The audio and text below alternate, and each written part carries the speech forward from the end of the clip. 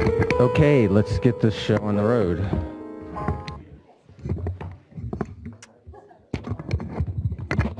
Where's mine?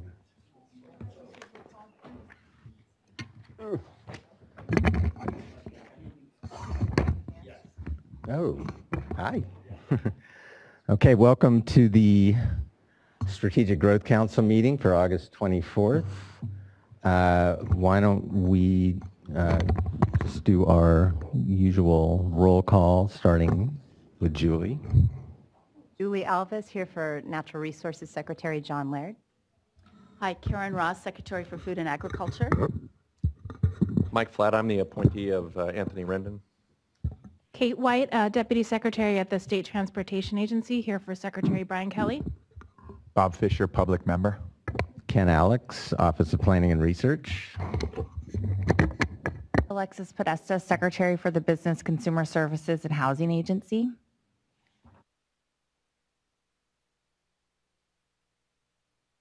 I'm Matt Rodriguez from Cal EPA. Diana Dooley, Health and Human Services. Manuel Pastor, Public Member and appointee of Kevin De Leon. All right, welcome everybody. Next item is approval of minutes from the last meeting. Do I hear a motion? Somebody? Second? All right. Minutes, approval of minutes have been moved and seconded. All in favor say aye. Aye. Opposed? The approval is unanimous. And moving on to council members update. Any council members want to have an update? Matt, I'm looking at you. Well, I just wanted to mention to the council that I'm sure you've seen it in the press, but we held an auction last week under the cap and trade program and sold out all the allowances for the current year, and also sold out all the allowances that were put up for sale for the 2020 period. The allowances sold for well above the floor price, about $1 above the floor price for the current year, and a little bit less than that for the 2020 year. And the estimate is that that will bring in about $640 million for this last auction. So we were pleased to see how the auction worked out. Of course, we don't make projections for how future auctions may work out because this is a market.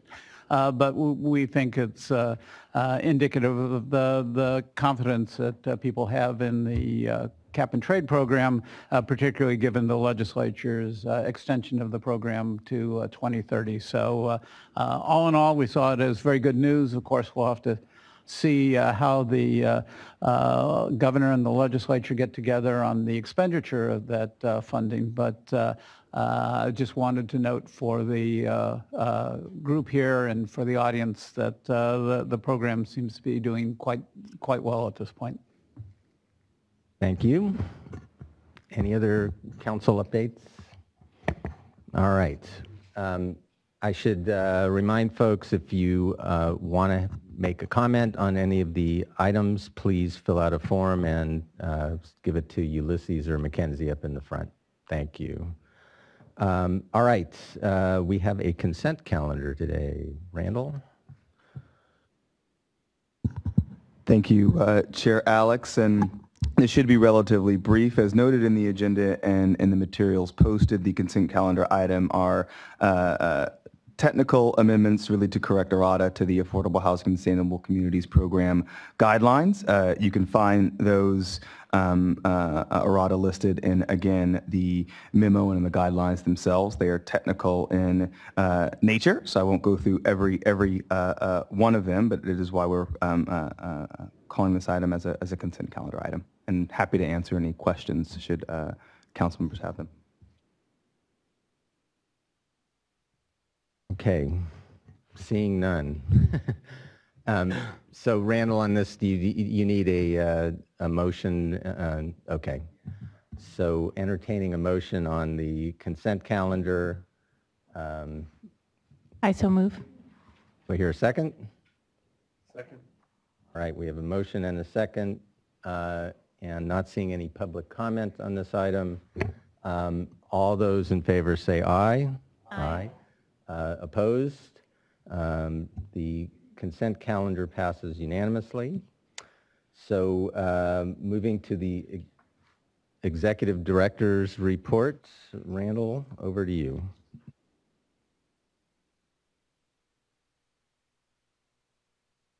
We are. Thank you again, Chair Alex, and this should be relatively brief this morning, and welcome again. We have a somewhat short agenda, both with the review of SB 1 programming by our colleagues here at the State Transportation Agency, and then, of course, approval, a recommendation for approval of our transformative climate community guidelines. I want to share a few announcements before that. Just late yesterday, you should all have received a memo and a revised set or amended set of guidelines for the Transformative Climate Communities Program. And again, that consists of technical amendments that were made following the earlier release of those guidelines. And you can find again, a review of those technical amendments in a memo in front of you and available here for the public. I want to remind also you all and the public that applications for AHSC, Affordable Housing and Sustainable Communities Program technical assistance, are due tomorrow. And again, these are for round 3 of the AHSC program, the application for which will be released on October 2nd. And then finally, did want to thank our council members, Flad and Councilmember Pastor, for joining key staff and others in South Los Angeles on August 14th. And of course, Deputy Secretary Kate White, thank you as well, and others here in the room, Secretary Podesta, your folks from your team too. Participated in a tour down in South Los Angeles looking at a rail-to-rail and rail-to-river project along with residents and led by Supervisor Ridley Thomas, Councilmember Marquise Harris Dawson, and the CEO of LA Metro, Phil Washington. I think we'll be hearing later today in comments from Councilmember Harris Dawson's office, but just again wanted to extend the thanks to stakeholders there and of course to our council members. So with that, I'll see if there are any other questions or comments from the council members, and if not, we can move on to the next item.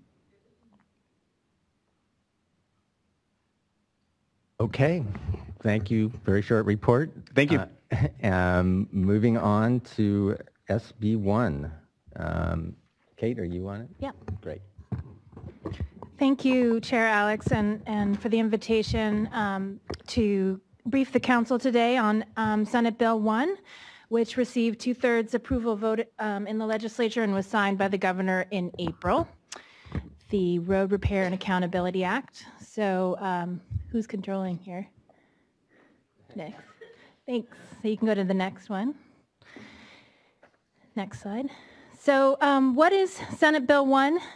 It is new revenue focused on 2 major transportation challenges. One is repair, and 2 is new service and infrastructure, primarily for public transit and active transportation. The Fix It First part of it, part 1, is really improvements for neighborhood streets, highways, bridges, improving safety, accessibility, and travel for all users of the roadways. And again, the second part is historic levels. It's really a historic moment for, I think, California's investments in public transit and active transportation. Next slide.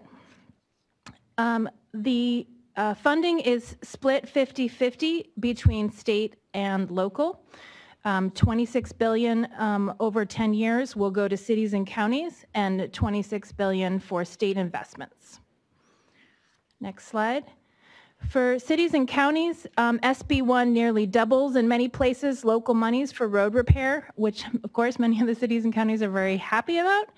On the state side, Caltrans will be repairing significant infrastructure. In some cases, some of this was first installed decades ago, including pavement, culverts, signals, and bridges. And then the new strategic investments over the next 10 years, beyond the Fix It First piece, are significant funding, again, for transit, both service, operations, and new capital projects, trade corridor enhancements, bike and ped projects, and multimodal solutions for congested corridors. And additionally, SB1 provides funding for planning grants, and including $25 million annually for metropolitan planning organizations and cities to update their sustainable community strategies, their general plans, climate action plans, specific neighborhood plans, very broad program. And secondly, $20 million total over the next few years to fund specifically climate adaptation plans with a focus on resiliency of our transportation infrastructure, but how it serves particularly disadvantaged communities in the face of climate change. And for these grants, these planning grants, I wanted to thank specifically OPR, SGC staff, HCD staff, ARB for help with drafting the guidelines for these planning grants. And also they have helped with training Caltrans staff who will interface first with applicants to better understand the interconnected issues of climate change, housing, and access. I also wanted to highlight for the Council four specific what we're calling sustainability provisions in SB1. In the statute, it states that both Caltrans and cities shall do these four things. One, use technology and materials that reduce levels of GHG emissions in the projects. This is specifically on the rehab projects. Two, use advanced technologies and communication systems. Three, include features that better adapt the asset for climate change. And four, incorporate complete streets. And I put the section of the bill there because I know that's of particular interest a lot to a number of the council members as well as probably to the public. So if you want to see that language specifically, that's the section of the bill that it appears at the bottom of the slide. And then also, there's finally two pieces that I know would be of interest to the council that directs Caltrans on a couple things. One is to update the highway design manual to incorporate complete streets design concepts. And secondly, to establish an advanced mitigation program. And I know that Department of Fish and Wildlife is already working with Caltrans staff to identify fish passage, wildlife corridors, other conservation priority projects that could qualify for these funds. And it's $120 million over the next few years.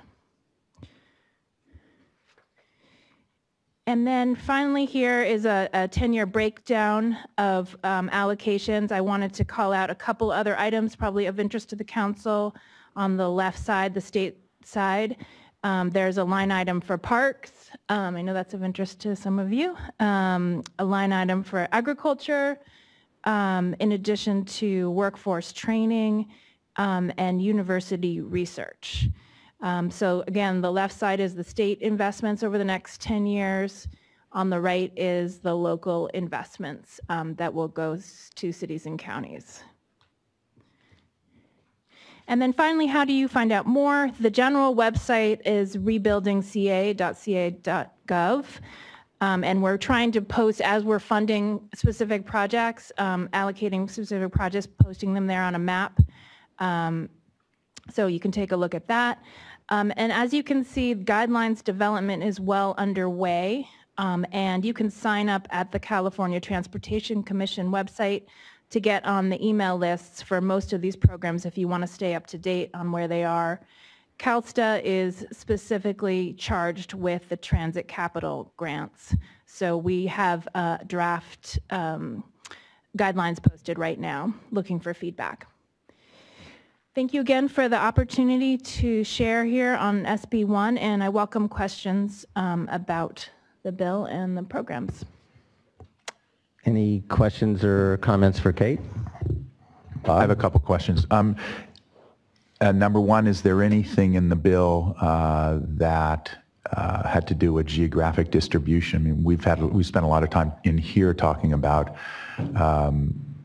spreading the funds around the state, or is that being left up to the transportation agency or the transportation commission? How's that decided? Number one. Number two, the sources of the funds. And are they replacing or supplementing declining funds through gas tax, or how is that all viewed?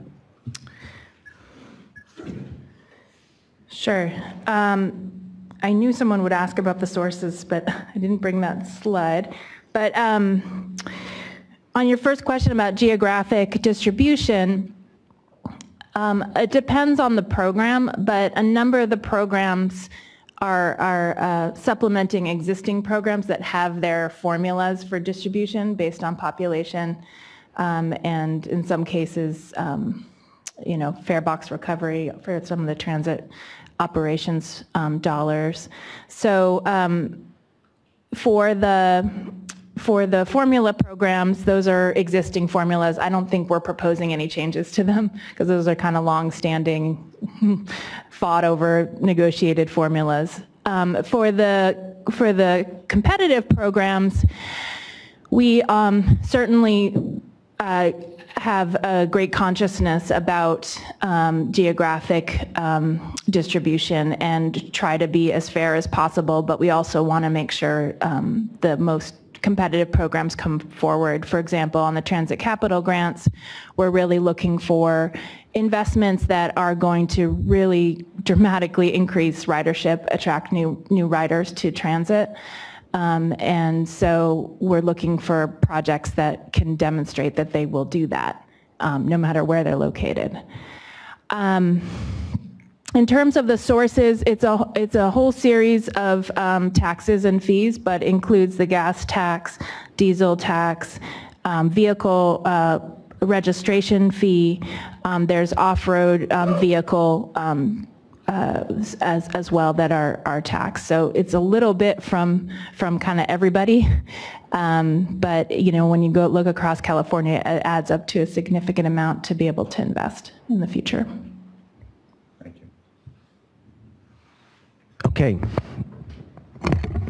Yeah, just a comment, and you made the comment that cities were very happy, and there aren't words because every city, in my day job, I'm a city manager, and I've served as a city manager in 2 different communities, and the city that I currently serve is just 7 square miles, but has an infrastructure deficit of about $200 million, and that is, and we're probably on the better end. That's not inconsistent throughout the state. So most roads were built, especially in Southern California, in World War II, post-Cold War, and those roads last about 50 years, and we're at that 50-year mark. And the roads, and I think our city of 7 square miles is over 100 miles of roads and alleys and sidewalks, and you just can't catch up. And so we're like the #1 complaint in a council meeting is potholes, and so this provides a dedicated funding source, the largest in my 30-year career, that will allow us to actually fix the problem and not just patch it or cover it. And so I guess on behalf of all city managers and cities, I'm going to give you a hug. I wasn't expecting that. Thank you. Who gets that, right? Yeah, exactly. So, thank you. You can pass that along to Brian Kelly. Okay, well, he missed out. Okay, great. We have one public comment on this item, Jared Sanchez.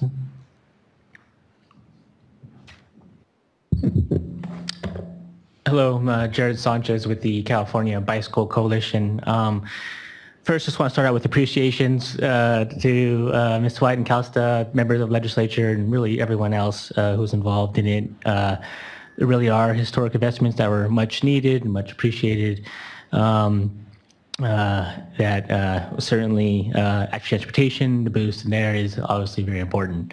However, I think that enthusiasm for the bill and the package overall is mitigated by several concerns that Cal Bike and 80 plus other organizations that were stakeholders along the way that took a final opposed unless amended position around key issues in the end. And the final position was around a dirty truck provision that kind of kept us all from kind of getting behind SB 1. Just to be specific about what some of the other concerns were that came up, and certainly felt that are still trying to be addressed to the implementation. Myself and others have been involved in the workshops that are going on for all the new programs, including the existing programs. But certainly something that might find interest for all you is certainly a lot of pressure from many agencies about highway expansion or highway capacity issues that are currently going through all the programs. This is certainly clear in most of the guidelines, except for maybe a few, in particular congested corridors, but there's this kind of rampant across. Meeting our sustainable freight goals, and there's a specific spot for trade corridors. There's a lot missing in that program that we're continuing to advocate for. But there is a mention for analyzing the impacts for disadvantaged communities along freight corridors, which is very important inclusion in the bill in the end. But we'd like to see more, of course, clean freight and around our ports and all the other kind of measures that cities and regions are focusing on. Other sustainability issues, climate change, RTPs, and being in alignment with SCSs for the regions. There's continues to be a lot missing in terms of kind of linking what you all are working on and what others are working on, and in some ways it counteracts some of the hard work that's been done around a lot of the sustainability issues. And just one of the most important issues that certainly is probably the most difficult to address is around social equity, social justice, economic justice issues. There's definitely no provision in the bill that addresses these populations in terms of transportation justice, the disproportionate burdens for these groups, the impacts that they face through pollution, other community burdens, blight, freight, everything that you're all aware of. Certainly needs to be more in that. And the last thing I'll say is just last week, I was at the California Transportation Commission meeting and brought up the fact around disadvantaged communities and what that means and why their needs need to be prioritized.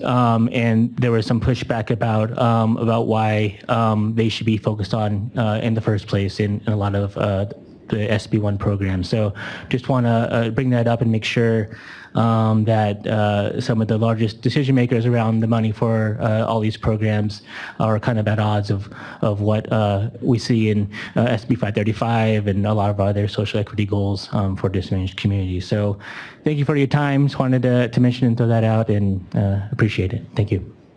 Okay, thank you. Can I just respond real quick? If you want. I just wanted to appreciate Jared and the Cal Bike and the whole coalition for your continuous engagement on SB1 as it was developing. And I know there was a lot of contentious issues, and I really appreciate your involvement. And I really appreciate your involvement now with the guidelines development, because now the bill's done. So it's all about the guidelines and what it says, and what there's things that can go in there that maybe help shape the programs to be better aligned to some of your goals, and I think the Strategic Growth Council's goals, then maybe the bill wasn't explicit on, but the guidelines can be the place where a lot of those concerns can be addressed. So really appreciate your involvement in the workshops. I know you and your colleagues have been very, very involved, and I appreciate you keeping us accountable.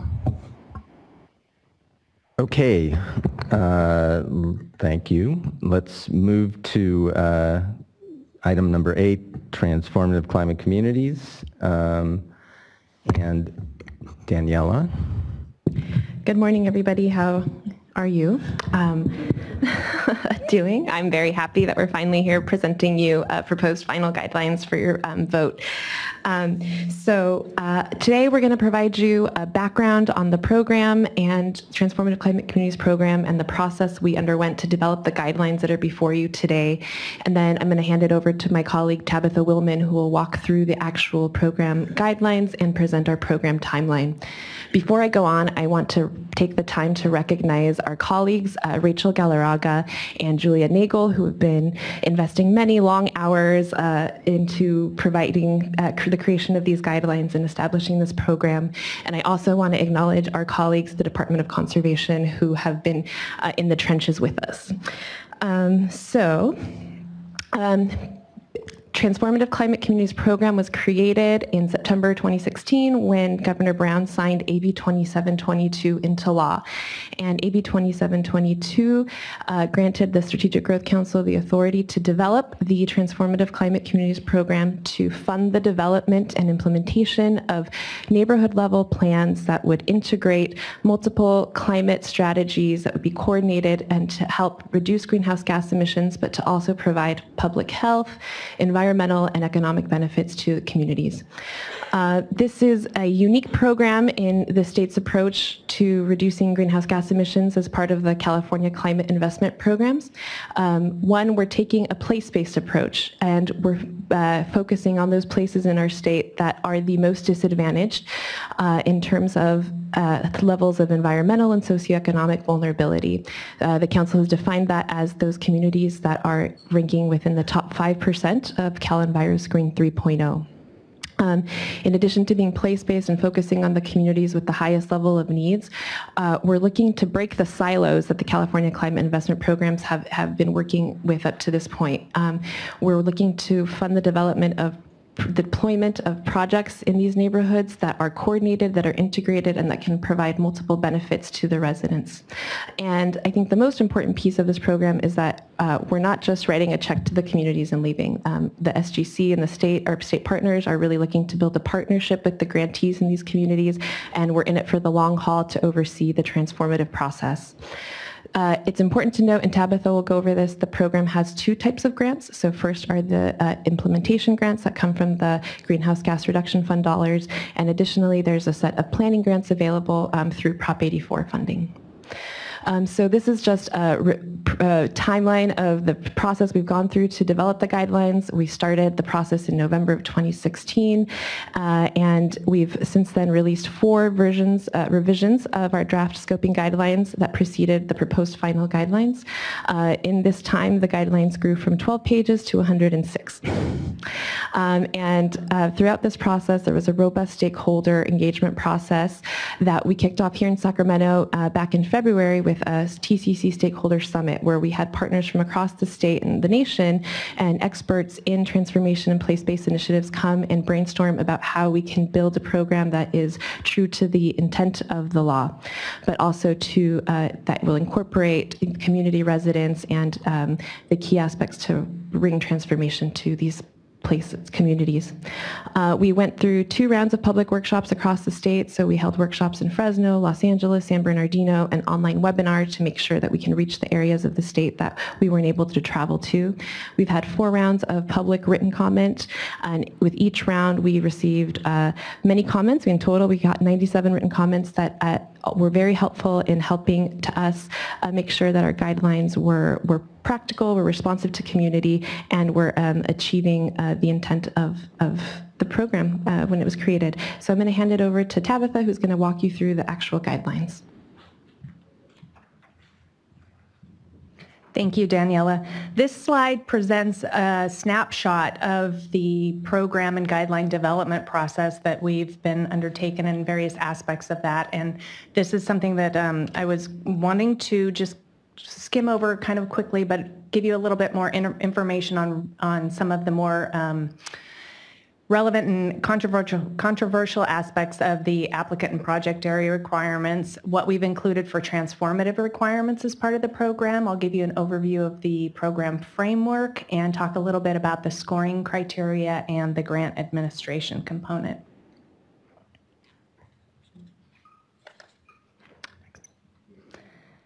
So the guidelines begin by outlining the focus of the Transformative Climate Communities program, and then they really focus on the applicant and project area requirements initially.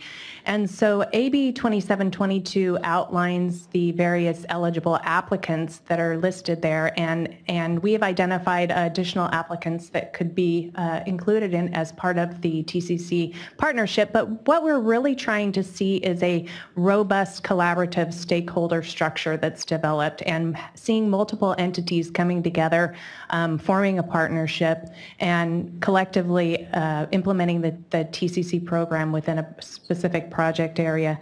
We are looking to have a memorandum of understanding as part of that, and we're really looking to have identification of lead applicants and various co-applicants and how they're going to be working together through their collaborative structure.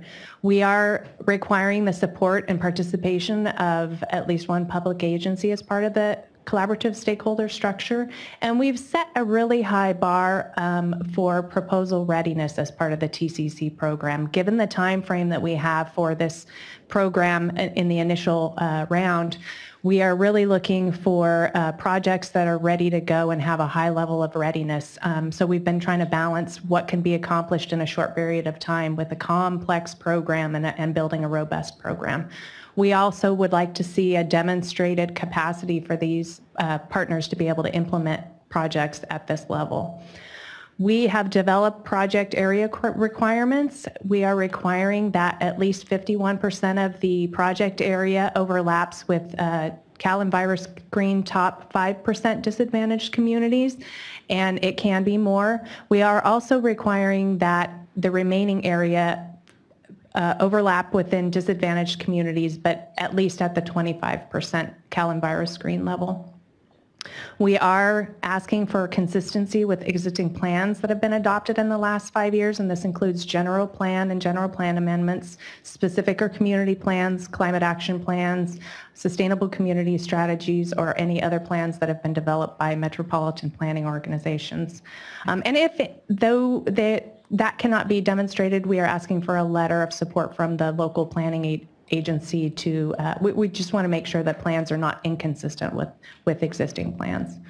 And for those areas, project areas that fall within the high-speed rail initial operating segment, we are asking for additional connectivity and considerations involving the high-speed rail. For transformative requirements, we've included 5 transformative requirements. The first one is for the ability to track and monitor greenhouse gas emission reductions and the various metrics and indicators associated with project types and performance.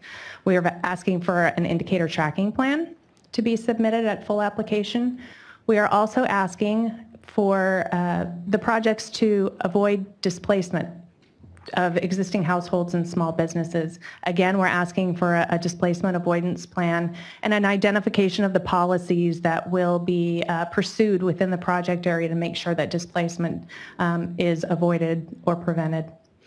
We are asking for strong community engagement and a plan to be submitted, a community engagement plan. We would like to see that the communities have been engaged up to now in the project development and the project area. And we also want to ensure that community engagement is a priority moving forward within the project area. So we would like an identification of how the community will be engaged, how they'll be kept informed and involved in any decision making going forward. For leverage funding, we are requiring 50% match. However, we are allowing a pretty wide range of sources to be counted for leverage funding. The leverage funding will be used for, and I'll talk a little bit about project types, will be used for those project types that would not be eligible to be funded under the TCC program and California Climate Investment Program. And finally, we are asking for the project applicants to address climate adaptation and resiliency within the project area. We'd like an identification of the main climate change risks and a discussion of the vulnerability or the vulnerable communities and how considerations might be incorporated into the project aspect to reduce the impact from climate change. You've all seen this slides several times, but it's an overview of the framework. We have, as part of the TCC program, 3 main program objectives: to reduce greenhouse gas emissions, to improve public health and environmental benefits, and to create economic opportunity and shared prosperity. We're asking the applicants to establish goals related to each of those objectives. For public health and environmental benefits, we would like a minimum of 3 goals. One must address local sources of air pollution, and one we are asking to be focused on improving public health outcomes. For economic opportunity and shared prosperity, again, we're asking for 3 goals to be identified by the applicant. One related to improving access and training opportunities, and also looking to create high-quality jobs. We've outlined 10 strategies that can be used, and we were asking for at least 3 greenhouse gas emission reduction strategies to be selected as part of the overall project proposal, along with a variety of project types and indicators associated with those. Under the TCC program, we've got 2 eligible project types. One is California Climate Investment eligible project types, and these are project types that align with existing climate investment programs. These are the project types that will be eligible for the TCC grant funding. The second category of project types are all others that do not are not represented under an existing climate investment program, and these must use leverage funding. We have a 2-phase application process. One is the concept proposal, and the second will be a full application. All applicants will be reviewed using the criteria. We'll be looking at their narrative vision for transformation, how they meet the requirements as far as whether they're eligible applicants, they meet the project area, and if they've included transformative requirements, along with a budget and work plan. And this phase is kind of a threshold phase. We're not doing a lot of individual scoring. It's basically, do they meet the requirements to move on to the full application phase. And phase 2 would be full application. We included the scoring criteria here, and it's detailed in greater detail in the guidelines. But we are going to be looking at and scoring the transformative plan itself, the combination of goals, project types, strategies that each of the applicants are proposing to use, along with how well they meet the transformative requirements. And one of the big considerations, again, and we are weighting this fairly heavily, is their capacity to implement. We want to make sure that we can and choose projects that are going to be successfully implemented within the time frame in this first round. All applicants that are invited to full application will get a site visit, and so we'll be doing some site visit ground truthing of what's in the application. We have begun and are planning technical assistance to help applicants with the proposals. There are 3 phases, one during the concept proposal, one during full application, and one is ongoing throughout implementation. And we've already undertaken and are in phase 1. We have contracted with the local government commission and are working with potential applicants now to develop the concept proposals. We are working with our partners, agencies, and I want to reiterate Daniela's comment that we have truly appreciate the work with the Department of Conservation. They've been fantastic in helping us develop a lot of components of the program and the guidelines so far. And they will be leading the effort. We are also working with Housing and Community Development on any affordable housing aspects of project proposals that come forward. So definitely want to thank HCD also. I'm not going to get too much into the grant execution, but I did want to point out one thing that we've built into this is our pre-contract consultation. And because of this, the robustness of this project and the complexity, and having not undertaken this type of a focus before, there are a lot of unknowns with project types that are going to come forward, what various metrics are, and so we've built in this pre-contract consultation. Once the grant awardees are selected and prior to the contract agreement signing, we will be sitting down and working with third-party program evaluators, project evaluators to look at community benefits and really outlining what are the project types, how will they integrate, what are the metrics that need to be tracked, and some other details that will need to go into the contract agreement itself. And the second, we've been focusing a lot on implementation grants. Our second grant that we're offering through TCC is the planning grant. As Daniela mentioned, we have up to $1.5 million in planning grants that are going to be awarded. We are looking at individual grants of up to $250,000 and ideally no more than 10, I think is what we have in the guidelines. We're looking at approximately a 1-year grant term, and the goal of this is to address planning activities, but really with a focus on how do we help communities be eligible to apply for TCC grants in the future. And so if there are aspects of the TCC transformative requirements, for example, their displacement avoidance plans or their community engagement, if there are aspects that we can help them build towards a future implementation grant, that's what we're trying to do with the planning grants.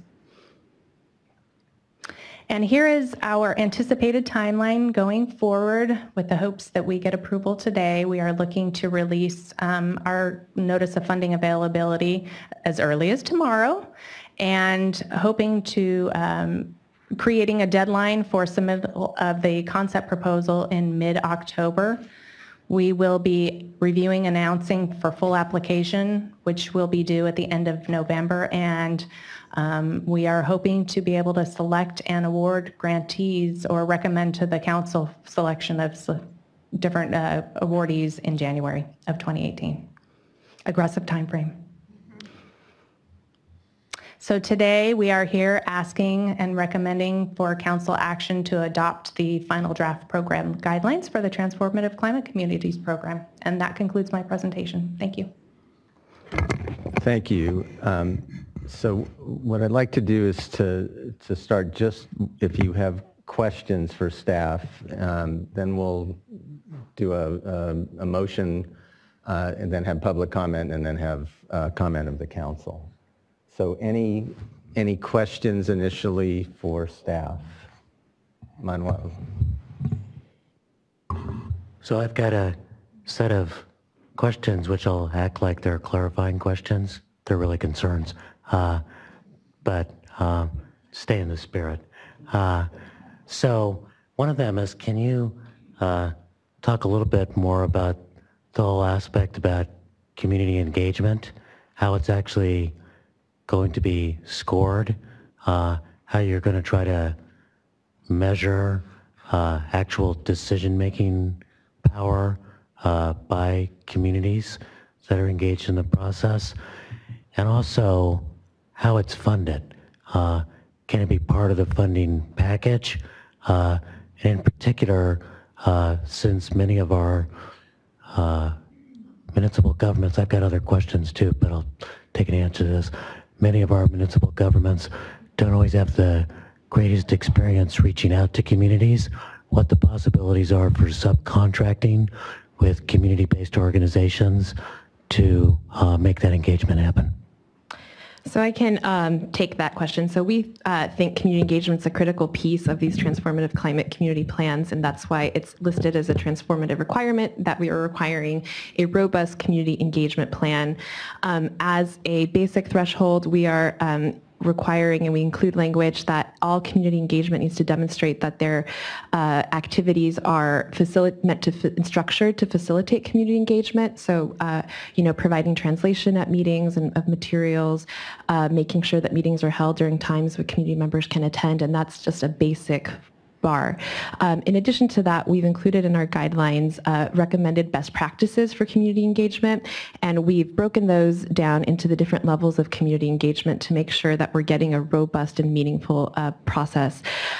So first, there's the level of one, informing residents about important community meetings and the process happening in their neighborhood.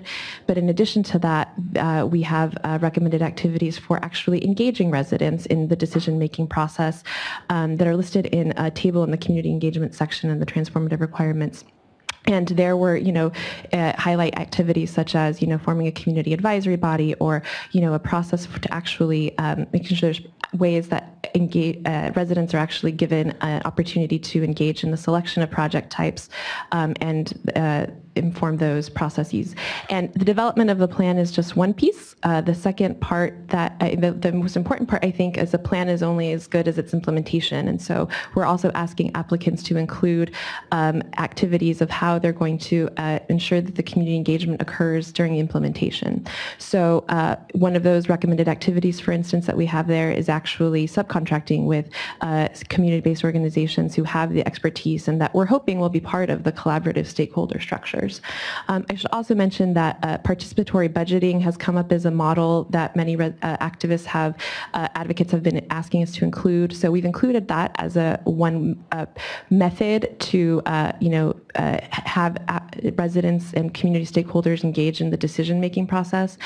I think our aggressive timeline makes it a little difficult to do that, but I think in different communities at this moment, there's different processes happening. And so, in our whole approach to the guidelines, we've tried to set a standard and a minimum, but also provide some level of flexibility for local communities to adapt this to their local process. And in terms of your last question on how this is going to be funded, we're a new program and we're pushing the boundaries on a lot of different things. And one of the key points to recognize is that across the climate investment programs, there are programs that do allow for the funding of community engagement and workforce training, actually, also, as long as it's tied specifically to the projects that are achieving the reductions in greenhouse gas emissions.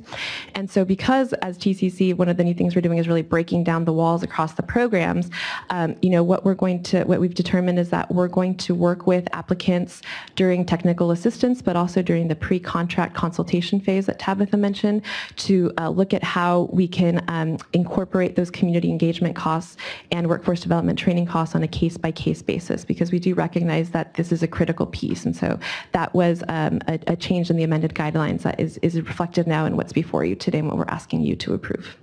Great. I've got two more questions, but about that, I do want to say that another aspect of the community engagement is that it can be an effective way to change community behavior. So people who are involved in planning a bike trail are going to be more likely to use it. And so I think that's one way to sort of think about justifying the spending, because part of the implementation is about creating the opportunities for behavior to change as infrastructure changes. The other two questions I have, which I'll ask, and I guess one is for some clarity and the other's to figure out how you're going to think about this. One concern that's been lifted up in the last couple of weeks, which you seem to have addressed, and maybe you can talk about, is the readiness requirement for all the projects within a TCC. One of the reasons why that's important is because these are exactly the kind of communities where a lot of projects are not ready, because if they were ready, they would be getting done.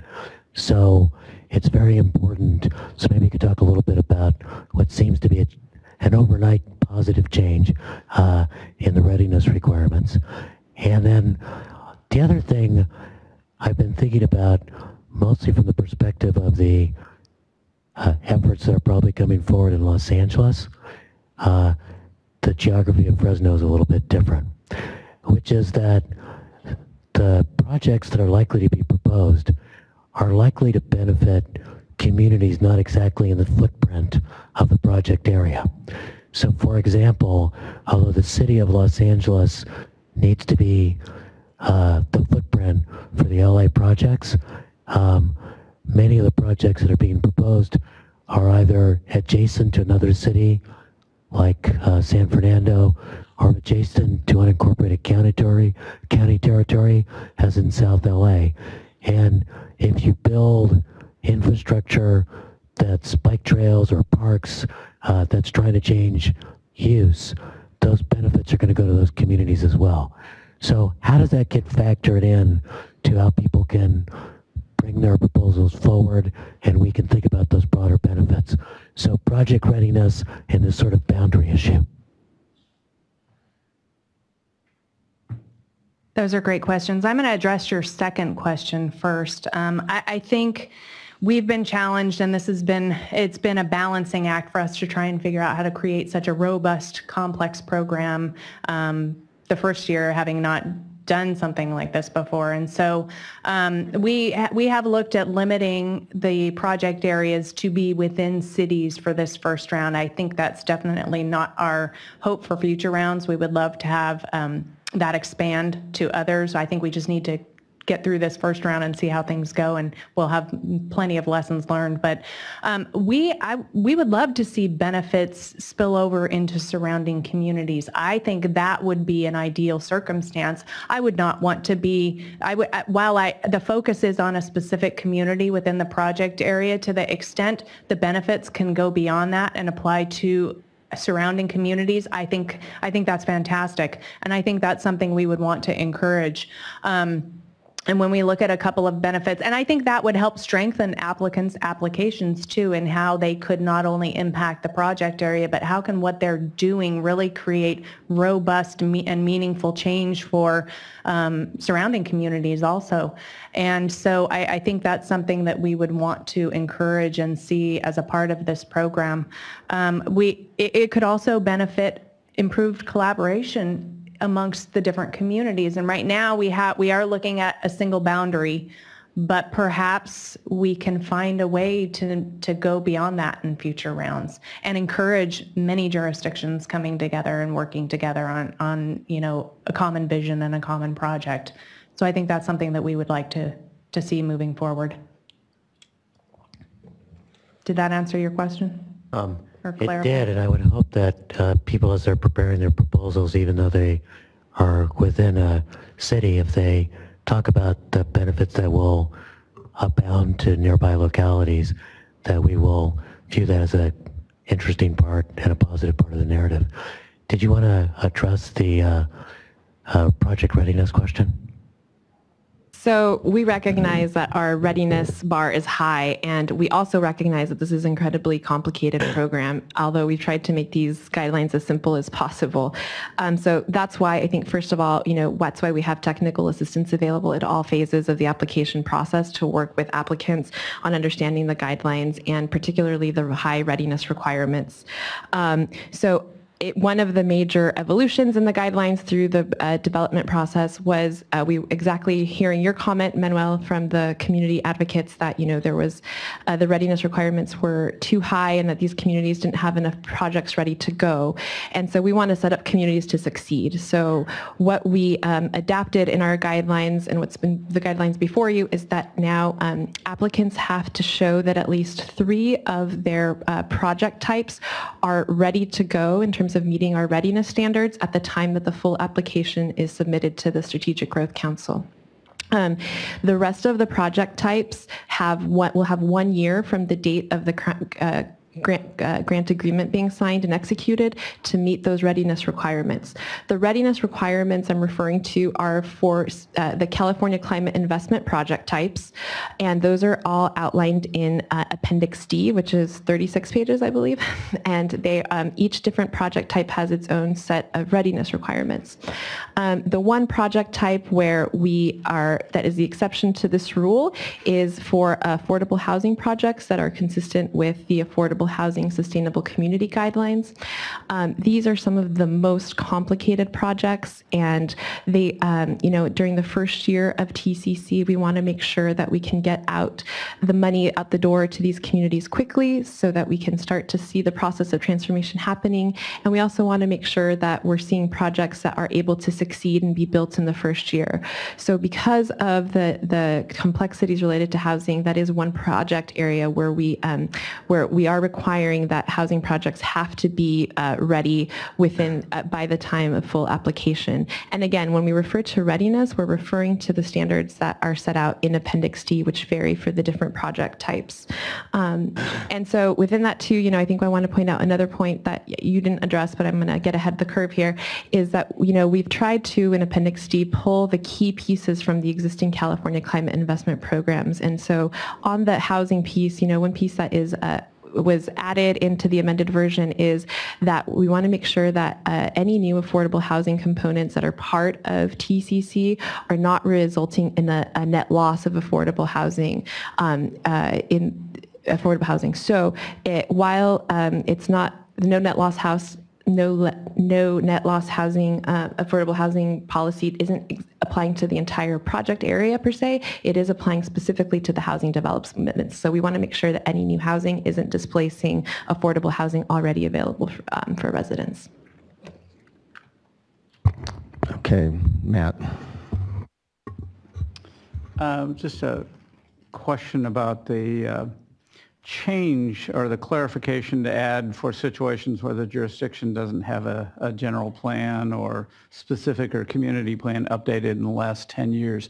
When I was in the Attorney General's office in the early 2000s, we actually gave consideration to suing governments that were not updating their general plans as required by state planning law. So I don't take a change like this lightly, and I want to make sure that we're not sending out the wrong message here. So I'd like to know a little bit more about why we came up with this proposed change. I certainly don't want to penalize communities that could benefit from this program because their local government hasn't been updating their plan. On the other hand, I'd like to know a little bit more about why this change came about.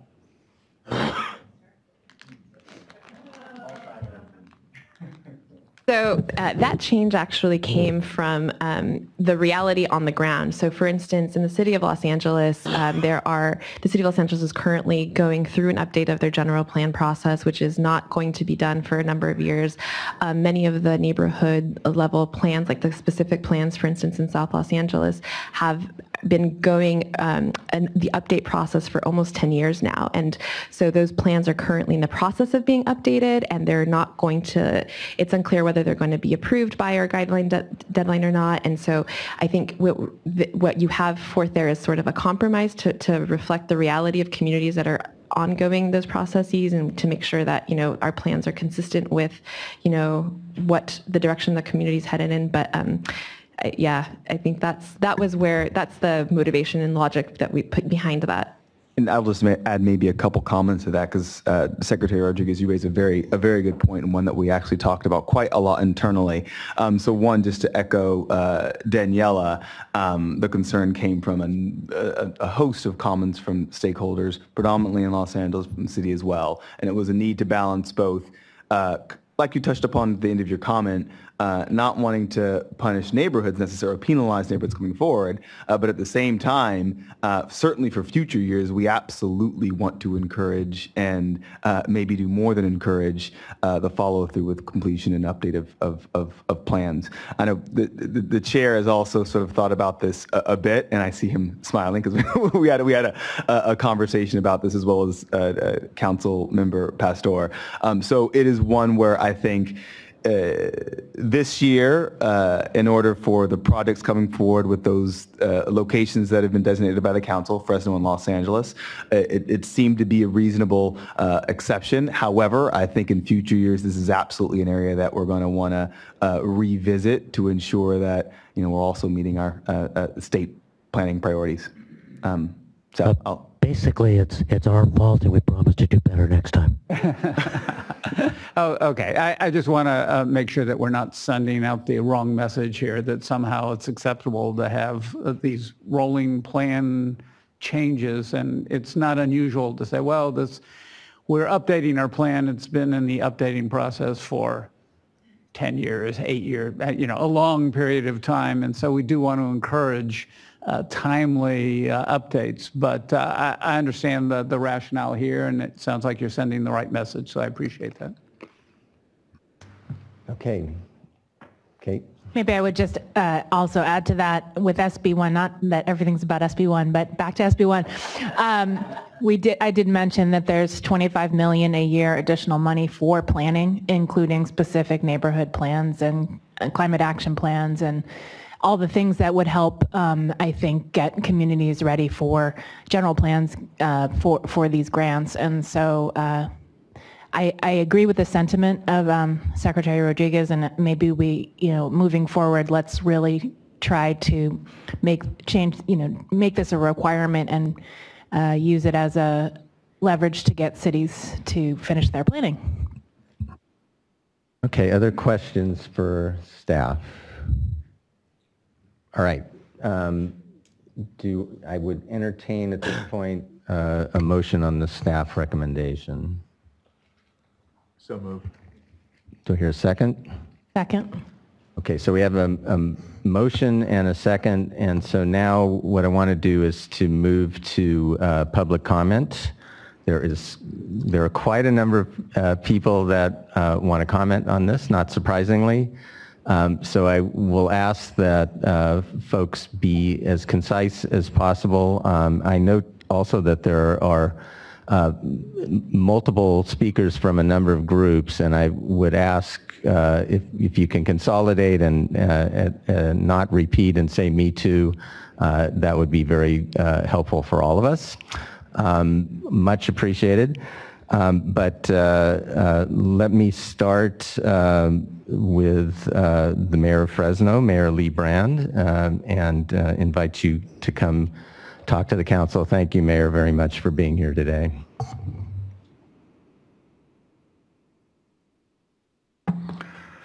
Mr. Winston, board members, good morning. And thank you for investing in Fresno. My family has a long history with Fresno, so mine kind of a personal approach, but my grandparents came to Fresno from Italy in 1915. I'm a third generation. I grew up very poor in Southeast Fresno. First one of my family to graduate from college. I'm vested in this community. I've been here over 60 years. I've seen a small town become a large town. Got 4 children, 4 grandchildren, so I want to see a lot of change in Fresno. And I can remember a trip in 1959, a family trip. We just to go up the river, we stopped at Shaw and Blackstone Avenues. What's back then, at that point in time, was the northern frontier of Fresno. Today would be the center of Fresno. And everywhere you looked, in every corner, were grapevines. And looking into the distance, all you would see was grapevines and fig orchards over a limitless horizon. And looking to the east, I could see the Sierra Nevada mountains. And in 2017, there's very few days you can see them because of the air quality. But on a clear day in 1959, I could see brilliant colors contrasted by, a crystal blue sky, and really they look so close. I swear I could walk there in 2 hours. I mean, that's what's changed. And for many years, urban sprawl has consumed Fresno land policies. The agricultural base that once dominated the Fresno landscape and has been decimated, replaced by strip malls, parking lots, housing tracts. I can't undo the land use policies for the previous 60 years, but I can change the future direction of Fresno. And what I'm talking about is the essence of transformative climate communities. Land use and transportation policies, which led to the situation of Fresno with poverty and poor air quality. So we have a chance to change that scenario. And I want to change the narrative for Fresno. That narrative has been for too many years generational poverty, high unemployment, high crime rate, high school dropout rate. And my vision for Fresno is economic prosperity, improving the quality of life, uniting the community behind a cornerstone of economic development. And this year, we have landed Ulta Beauty Supply and Amazon e-commerce centers. It's over 3,500 jobs in capacity. And my goal is an ambitious goal in my tenure as mayor is to increase that to 10,000 new jobs. So our goal is to use the transformative climate communities funding to transform Fresno, specifically West Fresno, Chinatown, and downtown, and that corridor between, and connect those areas of town that have long been neglected for many years. And the good news for Fresno is we got $70 million. But the bad news is, to qualify for the $70 million, we had to have the worst air quality and the worst poverty. So we got to change that.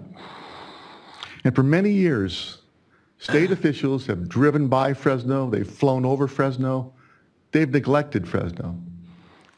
But that story's changing. So I want to personally thank Governor Jerry Brown, State Assembly Speaker Anthony Rendon, State Senate President Pro Tem Kevin DeLeon, Executive Director of Strategic Growth, Randall Winston, Chair of the Strategic Growth Council, Ken Alex, and Secretary of Transportation, Brian Kelly, for coming to Fresno on this issue and other important issues. We're finally on the map. We've done a number of public meetings where hundreds of people have came and shared ideas on TCC funding. It's been a very democratic process. We want to make a national model for the type of community collaboration we're putting in place here. And this is Governor Brown's signature legislation. This is groundbreaking. We want to be the first project to demonstrate it works. And the measure of our success will be, what does this community look like 5 years from now? So I want to come back 5 years from now and see a thriving community, a bustling business. I want to see the most vulnerable residents of our community thriving, gainfully employed, enjoying a good area of Fresno. There's so much we can do. And finally, I want to connect the southwest area of Fresno and downtown Chinatown to the industrial area and what we're doing on these thousands of jobs to make sure that every single corner of Fresno can share in this prosperity. And I want to thank you for your consideration. And beyond the statistics, with human beings making a difference on the lives of thousands of people in the city of Fresno. Thank you. Thank you, Mayor, and thank you for your partnership on this effort. Next speaker is Eric Payne, followed by David, it looks like Shasby. Mr. Payne? It's out. Okay. Mr. Shasby, followed by Sheena Azil.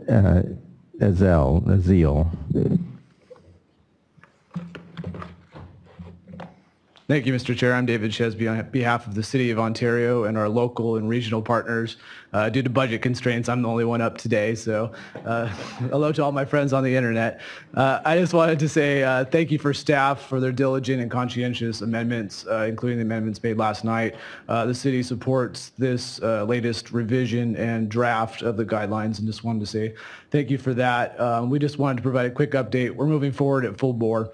We're standing on 6 years of community outreach, TCC specific for the last year, and we're continuing to move forward in a very positive fashion. So we thank you for those of you who attended the tour, got to see our project area, potential project area, and so very, very positive. Just wanted to say a couple things. As the program moves forward, I understand there'll be increased flexibility. This particular cycle, we've had to move on a very accelerated time frame.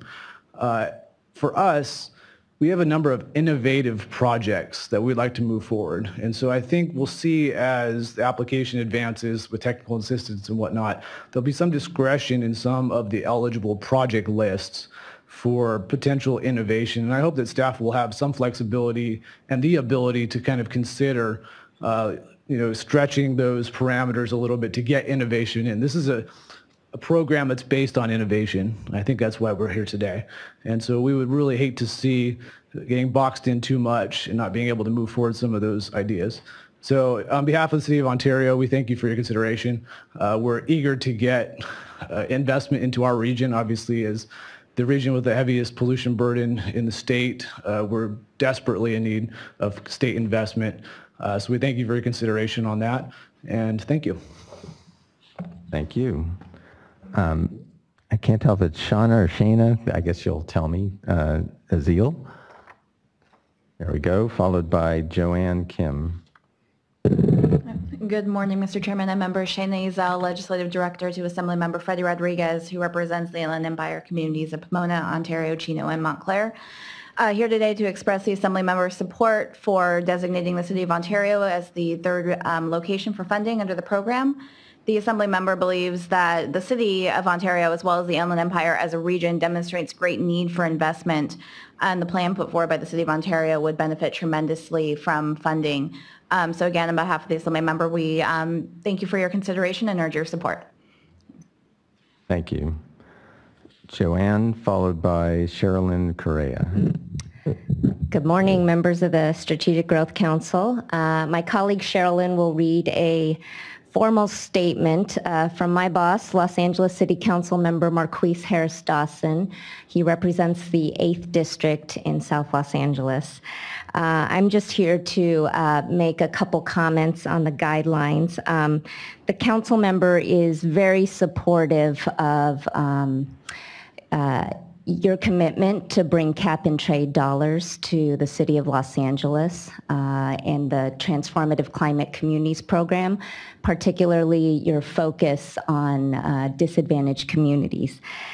And he supports the final guidelines, especially this last change around allowing dollars to be spent on community engagement on a case-by-case basis. What I'd like to do actually is acknowledge members of the Los Angeles Equity Alliance. These are staff of organizations in our district as well as their members, residents of the 8th District. I just wanted to ask you guys to stand for a minute. And I think you'll be hearing from them in a minute as well. Thank you. And they got on a flight very early this morning, and I used to be a community organizer, so I know what it takes to get people to take time off of work and then fly to another city. And sometimes it's in different neighborhoods, and you're knocking on doors because face-to-face is always the best way. And it takes years to build that kind of trust and relationship to do effective community organizing. And we know that, effective community organizing, real community organizing takes real dollars. And so your commitment to allow some funding to go to community engagement is really good news for us. And these groups here have been working with disadvantaged communities in our district before cap and trade or TCC ever existed, and they will continue to do that long after it's gone. And so we just want to express our support for the final guidelines. Thank you. Thank you, and thank you for being here. Sherilyn, followed by Tiffany Ng. Good morning, Council, Strategic Growth Council members, and it's nice to see some familiar faces again. My name is Sherilyn Correa, and I'm the Economic Development Deputy for the Council member Harris Dawson of the 8th Council District in Los Angeles. And I would like to read a statement from the Council member. Dear Strategic Growth Council members, as a representative of a district that has suffered from over 50 years of disinvestment, I feel great hope in the potential for cap and trade in Transformative Climate Communities program. I commend your efforts to grant TCC funds to the most disadvantaged communities in Los Angeles, but I'm concerned about the use of the CalEnviro screen as a primary tool to measure disadvantage. I believe that the CalEnviro screen fails to capture a true and complete depiction of where our most severely disadvantaged communities lie. It overlooks many of the census tracts with the highest concentration of Black residents, not only in Los Angeles, but in the entire state of California.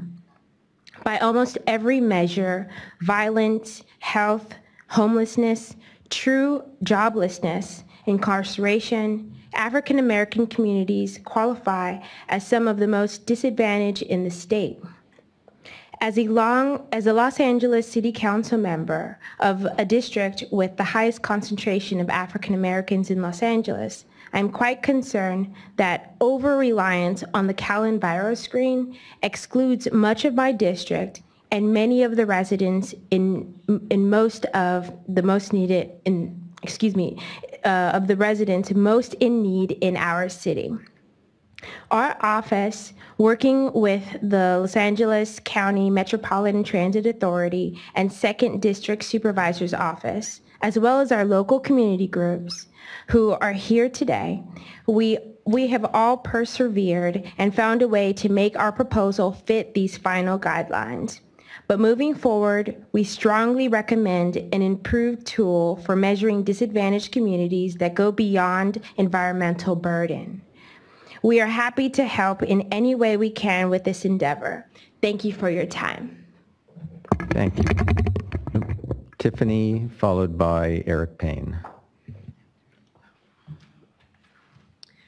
Good morning, Tiffany Ng with the California Environmental Justice Alliance. I really want to start by thanking SGC for its openness to listen to public comments and incorporate a lot of our concerns into the guidelines over time. I know this has been like a really in-depth process, and we really appreciate this opportunity. We also believe that by working together, we can really create a strong and robust program that meets the spirit and intent of AB 2722.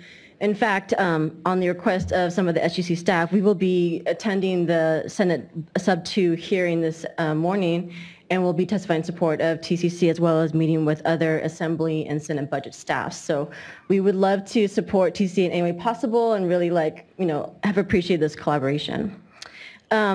We also, like echoing people's comments before, really want to see investments flow to areas that are really high need, such as West Fresno, South LA, and Ontario.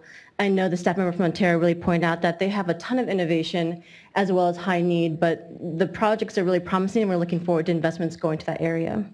While we're here, though, we would like to point out a couple recommendations.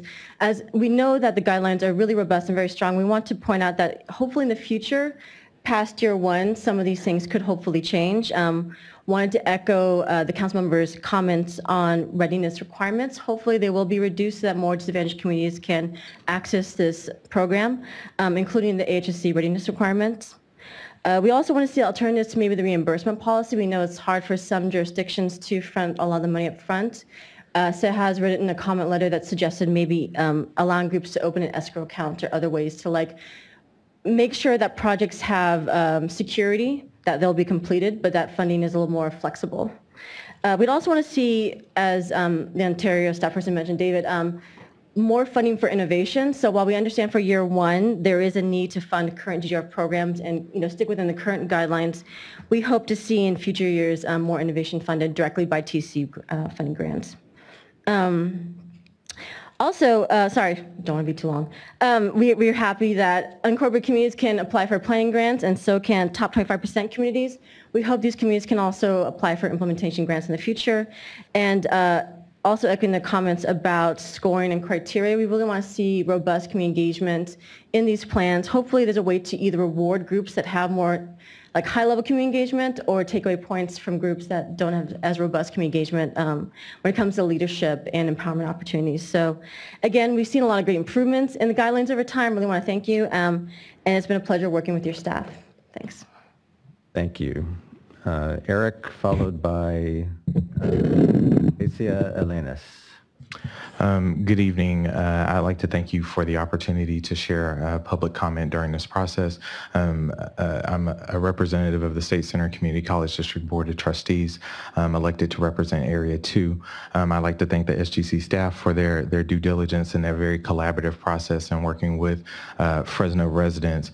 I'd like to further state that as born and raised Fresnan, in a community that's been crippled with gang violence, drug use, lack of access to healthy foods, and a community that has an inflamed past of wounds of race, poor economic conditions, lack of investment, and a city that is still gripped with these issues.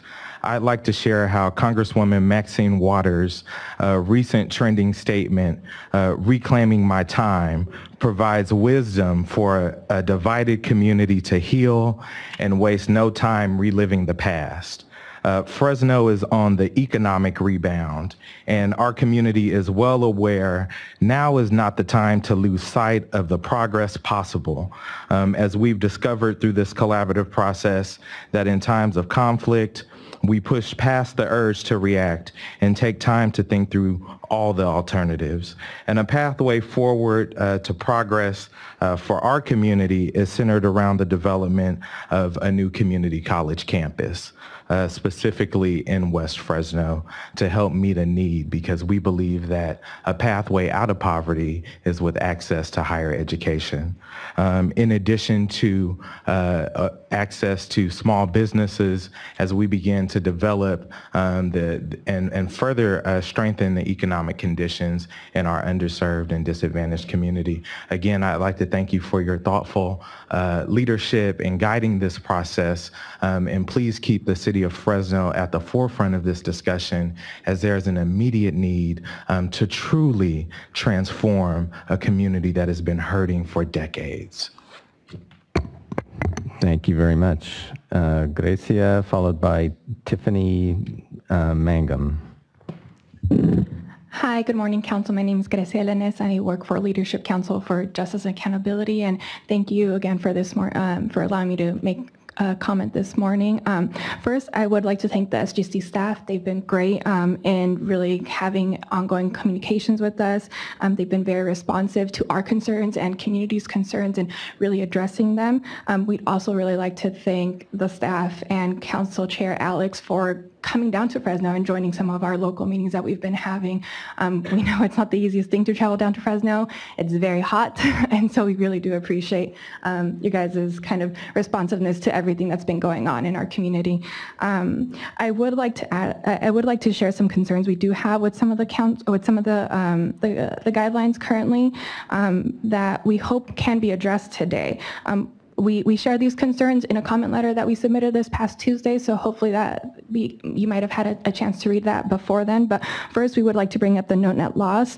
We would like to see that be reinstated. It was in the previous guidelines, and we would like to see it come back and really show across the board. We saw that there was some amendments made last night, but like I mentioned, we would like to see it across the board so that way the whole entire project area does not have any net loss, and especially in those communities where residents are very vulnerable to high rent increases and just being displaced. We would like to see that reinstated. The second we would like to see is addressing the readiness requirements for the housing projects. We understand the concerns behind those, but if we really do want to see community-driven, innovative, transformative, and catalytic projects that can really benefit these residents, we hope that those can be laxed to the urban greening program, which allows for a year, a year to show CEQA readiness. The third concern we would like to add is just to allow disadvantaged unincorporated communities to be able to apply for these implementation grants for disadvantaged unincorporated communities that are within city limits and without city limits, that aren't in city limits, because we know as a result of just poor planning, we don't want to exacerbate their already being excluded from the city, and be able to benefit from those. And we hope to see some of these changes made to, again, make sure that any projects that are submitted are community-driven projects that can truly transform these people's communities, because at the end of the day, they are the experts that live there. Lastly, I would like to mention our support for our local process. We know there's still a lot of kinks to work out, but we are working very closely with the community and with city staff to make sure that this is an inclusive and transparent process, and to ensure it maintains that way, and that communities are at the forefront of the Fresno's proposal. So thank you again. Thank you. Tiffany, followed by Craig Chardon. Good morning, Council. Tiffany Mangum, Administrator with the Southwest Fresno Development Corporation. I'm going to read a statement as approved by our board on behalf of our board. Good morning, Council members, Council Chairman Ken Alex, Director Winston, staff, colleagues, and members of the public. On behalf of the Board of Directors of the Southwest Fresno Development Corporation, and in collaboration with the City of Fresno, the Central Valley Community Foundation, and our residents, I come before you as a community member and advocate in support of the adoption of the final draft guidelines for the TCC program. While your investment is made in the context of the state of California, its regions, cities, or jurisdictions, we are the vehicle of support and work to translate that investment into transformative impact for communities, neighborhoods, families, and people. While we've experienced progress, there are still some outstanding concerns, as outlined by my colleague Gracia, and that the guidelines are not perfect. But our ideal of perfection will not be the enemy of what is going to be catalytic for our neighborhoods and our families. We are prepared to continue to leverage on the successes we have had, an inclusive, transparent, highly engaged process, developing an understanding of pathways towards broader collaboration and success in our communities, and protect our communities from displacement and further disenfranchisement. Fresno has been faced with the challenge, but yet an opportunity to transform our city, specifically our disadvantaged neighborhoods. The community leaders, the community of leaders and residents we engage are committed to true engagement, partnership, and remain dedicated to staying at the table. These dollars are not the answer to all that ails our community, but are a giant step towards realizing transformation, not just in the terms of infrastructure and development, rather in the terms of how we connect, engage, and plan for our future. Finally, Southwest Fresno Development Corporation, much like the community members here today, is a sound advocate, collaborative partner, and a steady voice in ensuring the residents within our community are part of this momentous investment to see our community and its people thrive. We as residents and citizens don't have all the answers, neither do we expect TCC investment to remedy the disinvestment we've experienced, but we are here and we are committed to continue to engage, collaborate, communicate, and partner with our Mayor Brand and his administration, our community leaders, partners, and residents, ensuring the success of our community, our people, and our future. We urge you to affirm your vote in favor of the final draft guidelines. Thank you. Thank you very much. Craig, followed by Danielle Bergstrom.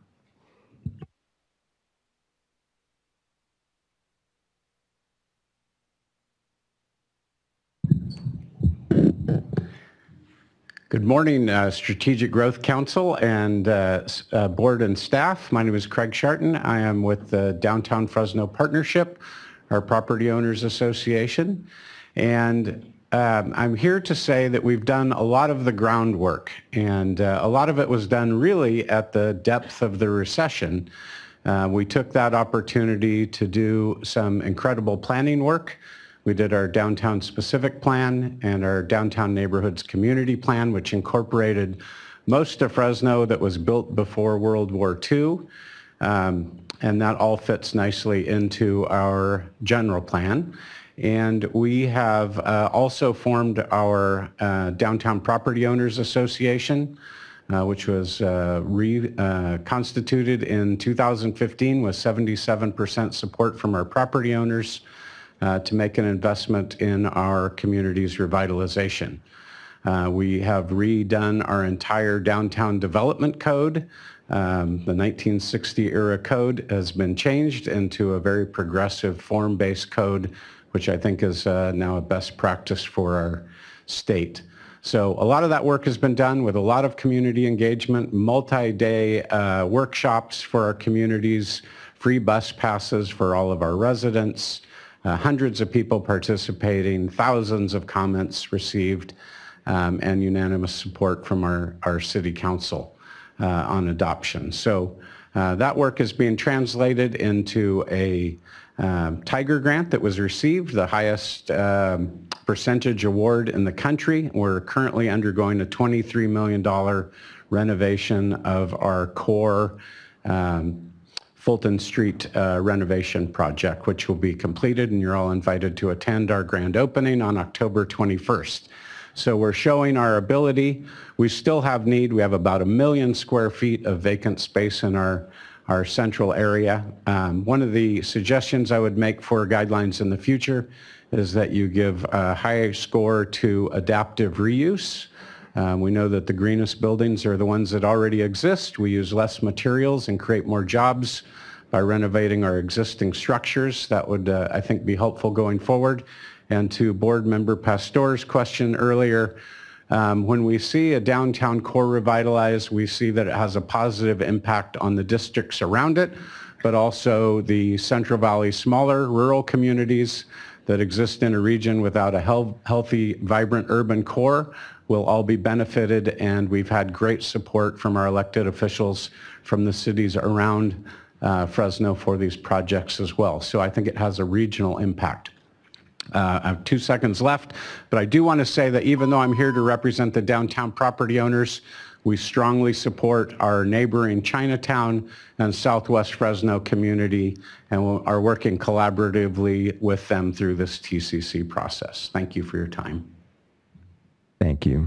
Danielle, followed by Ben Rusak. Good morning, council members. Danielle Bergstrom, Policy Director with the Central Valley Community Foundation. I first have to say I never thought we would get to this day. So I'm so glad we're here.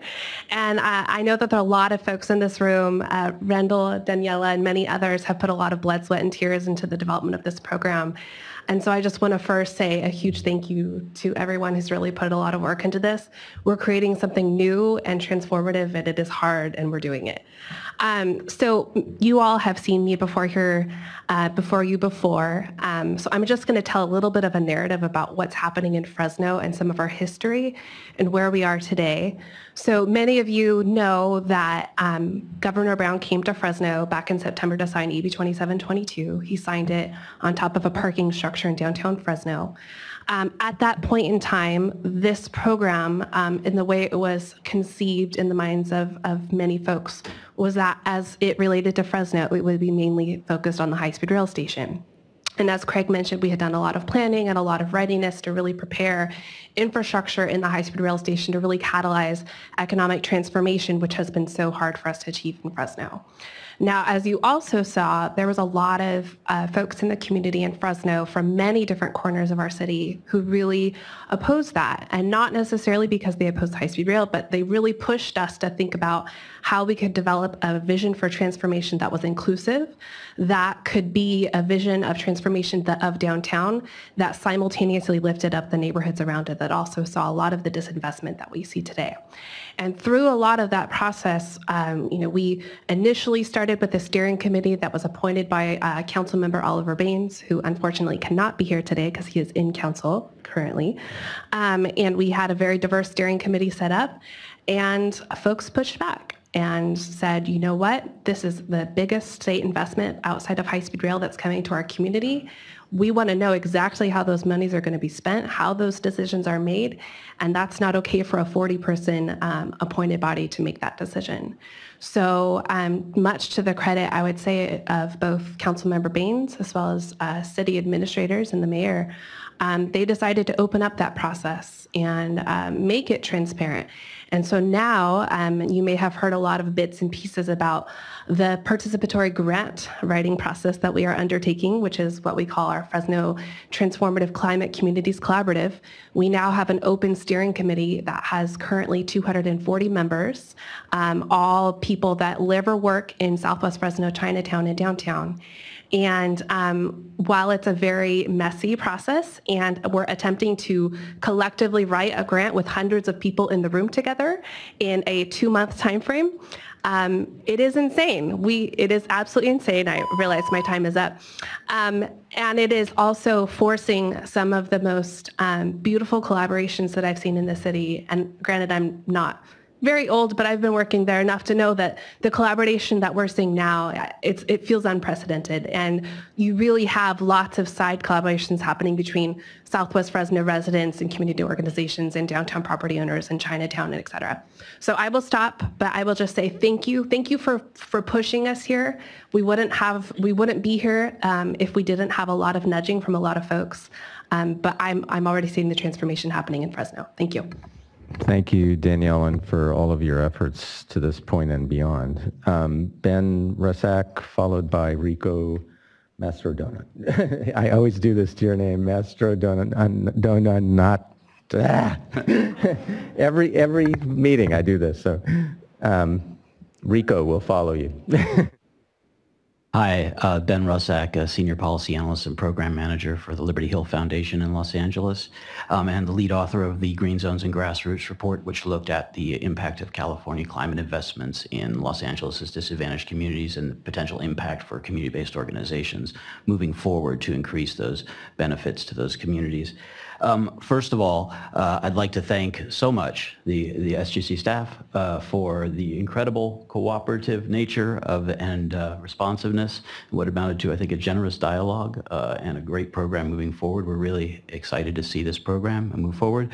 We've been working as intermediaries in the Los Angeles area as well, between the Los Angeles Mayor's Office Sustainability Office and community-based organizations in a stakeholder group to sort of set equity criteria on the projects projects being moved forward to be proposed for this great program. We are excited. I think the potential to transform these communities and the seminal language related to the displacement avoidance plan, community engagement plan, and collaborative stakeholder structure presents a wonderful opportunity to advance the model moving forward of how communities can be involved and in the benefits that are targeted for their own benefit. We also recognize the challenges moving forward, and I think much has been said. We thank the really thoughtful comments of the council members on how to substantiate the engagement and influence of communities in this process. And I know that a lot of people will be talking more about that, but we want to stress the need to document the influence of these communities and not merely have checklists of activities that are going to satisfy these requirements, but to say, how was the community consulted? Where was that impact created? How did that influence the final decision-making process? And I think especially with potentially more reliable funding with cap and trade moving forward, and the future of this program looking very bright for potential funding coming down the pike in future years, that it's important to look at the planning grants as well. And we understand and support the need to keep the local agencies as fiscal sponsors in the planning process. At the same time, we also want to emphasize the need to prioritize community partnerships in that process, because what we find is with these TCC proposals is that a lot of these projects say, well, we've already done that process of planning and designing, and now we're here, and how would we go back and do that? This by mandating, or not mandating, but let's say mandating contracts between local agencies and community-based organizations and prioritizing the types of partnerships that are created, we don't lose an opportunity to get that, to embed that planning process, that collaborative process at the beginning of these projects, so that the pipeline of projects moving forward really is able to achieve the lofty goals of this program. Thank you very much. Thank you. Rico Mastrodonato, followed by Tamika Butler. Good morning, Chairman Alex. This is Rico Mastrodonato with the Trust for Public Land. I'm here to speak in support of Pacoima Beautiful's application, and I don't know how I ended up on top of the stack, but if I could have Max Podemski go ahead of me, and then I could support him afterwards, if that's okay.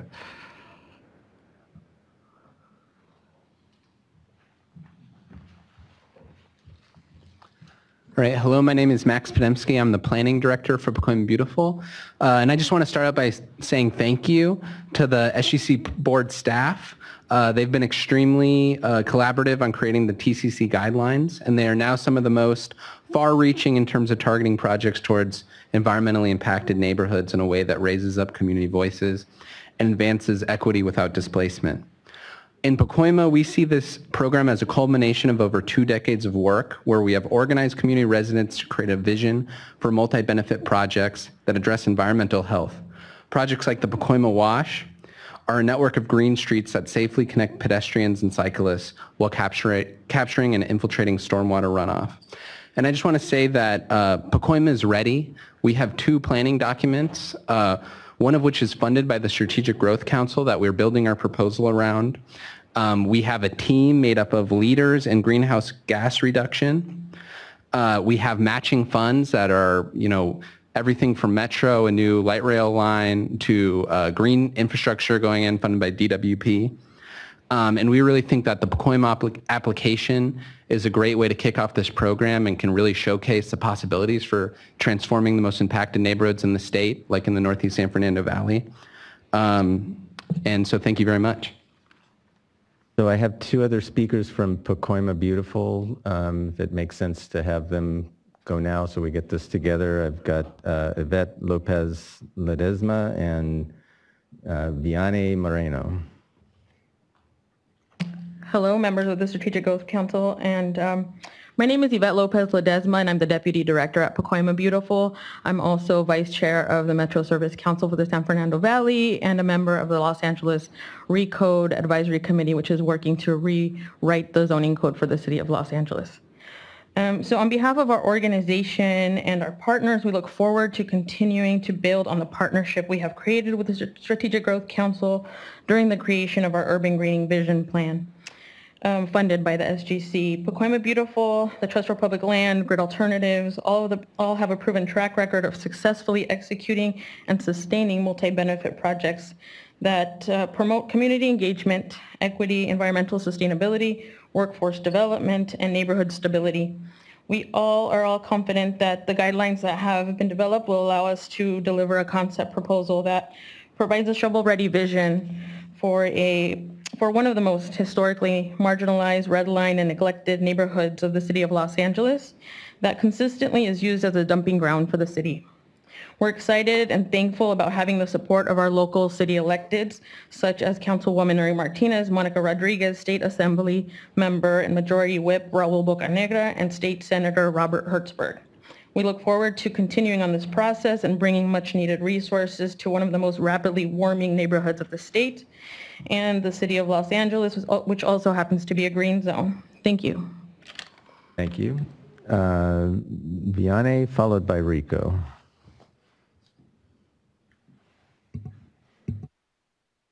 Hello, council members. My name is Vianney, and I have been a member with Pacoima Beautiful for 4 years. I strongly believe Pacoima Beautiful deserves funding for Pacoima for multiple reasons, but I'll mention some important reasons. One of them is that it doesn't take long to notice the impact Pacoima Beautiful has done throughout Pacoima. You walk down a mile and you notice the beautification they have provided. They've tackled down environmental issues that no one would have thought of. They have successfully made way to more greener spaces, hangout spots where you can work out, tackle down polluters, and even educate them about the harm they are doing and provide weekend vegetable and fruit swaps. And I have been included in all of these projects they have proposed in my community. But for another reason for what makes them amazing is their ability to do it all for a healthier, brighter future for Pacoima. And I am part of that brighter future that they have been able to reach. Thanks to Pacoima Beautiful, I find myself involved with my community, making better environmental decisions for Pacoima and the environment as a whole. I am now the third year in college, and I know exactly what I want to do, which is bring more students of Pacoima and nearby communities to the outdoors and teach them the depths of being a naturalist outdoors and teach them the sciences of Mother Earth. And it is all thanks to Pacoima Beautiful. As someone who has grown up in Pacoima for 15 years, it is no doubt in my heart and mind that this funding will continue to promote a more active and sustainable future for Pacoima, not only now, but for future generations to come. Thank you for your time. Thank you. Rico, followed by the very patient Tamika Butler. Good morning again. Rico Mastrodonato with the Trust for Public Land. I want to start by thanking the council for your work here and your vision. Being responsive to the public comments has resulted in a great application process. We're here to support the Pacoima Beautiful application. We've partnered with them in Pacoima. And, you know, as you've heard, long before there was a TCC, Pacoima Beautiful has been engaging their community. And that means going door to door. There is no substitute for actually knocking on doors, getting public input, having these projects reflect the needs of the community, the values of the community, and that's exactly what they've done. This community engagement is going to result in a transforming Pacoima to create green spaces, improve transportation options, all of the things that the TCC was created to do. So I just want to, again, appreciate your work, appreciate particularly Dr. Pastor's comments on community engagement and questions, and look forward to working with you coming up. Thank you. Thank you. Tamika, followed by Jared Sanchez. Good morning. It's super easy to be patient when I know I'm going to do the same thing. Jessica Medina was actually supposed to speak first from our group. Great. You got to tell me. We tried to order them before submitting them. Good morning, everyone. Thank you again for having us and letting us give public comment on these very important guidelines for a very innovative program. I want to start off by introducing myself, Jessica Medina, and I'm a lifelong resident of South Central LA, as well as a staff member of SCOPE, a grassroots organization in South LA that convenes the LA Equity Alliance. And After saying that, I also want to say that if I sound nervous, it's because I am also a member of the community, and to me this is a very important and critical opportunity to develop a new model that really puts community at the center. So with that, I want to say that our organizations have come together as the Equity Alliance, working individually on park equity, housing affordability, active transportation, climate resiliency, and most importantly, leadership development. So to us, the TCC program, which we have been advocating for since last year, is a unique opportunity to fund the type of work that we are already doing. Today you will hear from me as well as several members from our community and our staff. We're here because, like our Alliance and like TCC, we're very thankful for the SGC for the opportunity to really influence the guidelines. We believe the staff has been very helpful and very open to creating a program that really benefits our communities and makes places like South LA more competitive for this funding. We are appreciative of a lot of the changes to date and offer some of the following suggestions. Again, we're thankful for funding case-by-case basis, programming and organizing for community engagement.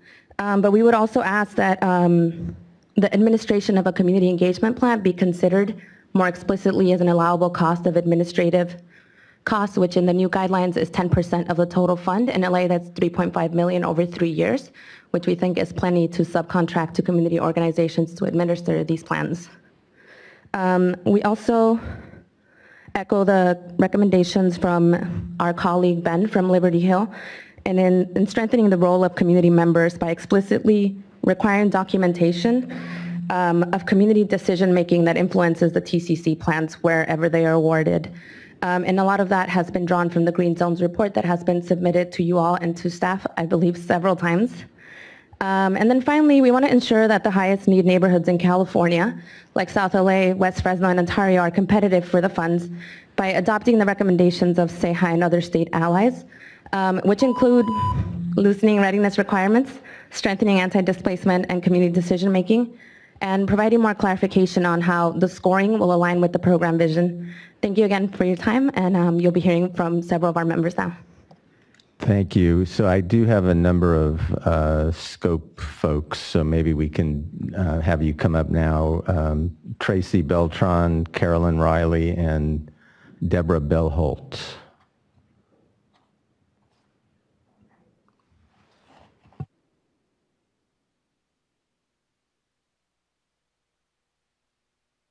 Hi, good morning. It's still morning. Got 5 minutes. My name is Tracy Beltran, and I am also a South LA longtime resident and also an organizer with Scope. And many of you came to South LA a couple of weeks ago, or last week actually. So you really got to see what we see on a daily basis, right? South LA is a vibrant community. We have a lot of members that really care about raising their grandchildren and their children in the neighborhood. But at the same time, we also face a lot of the challenges of disinvestment and pollution. And we're asking you to continue to improve and emphasize the community engagement requirements that will ensure community members are included in the process. Through the work of the LA Equity Alliance, like Jessica mentioned, a lot of our South LA residents and leaders have really taken active steps to educate themselves on environmental justice issues, environmental racism, and also the root causes, so that we could build strategic visions for our own communities, right? Our members are experts in our communities and know what we need. And that's why it's so important and crucial that we are at the table when we think about what type of projects are coming into our community.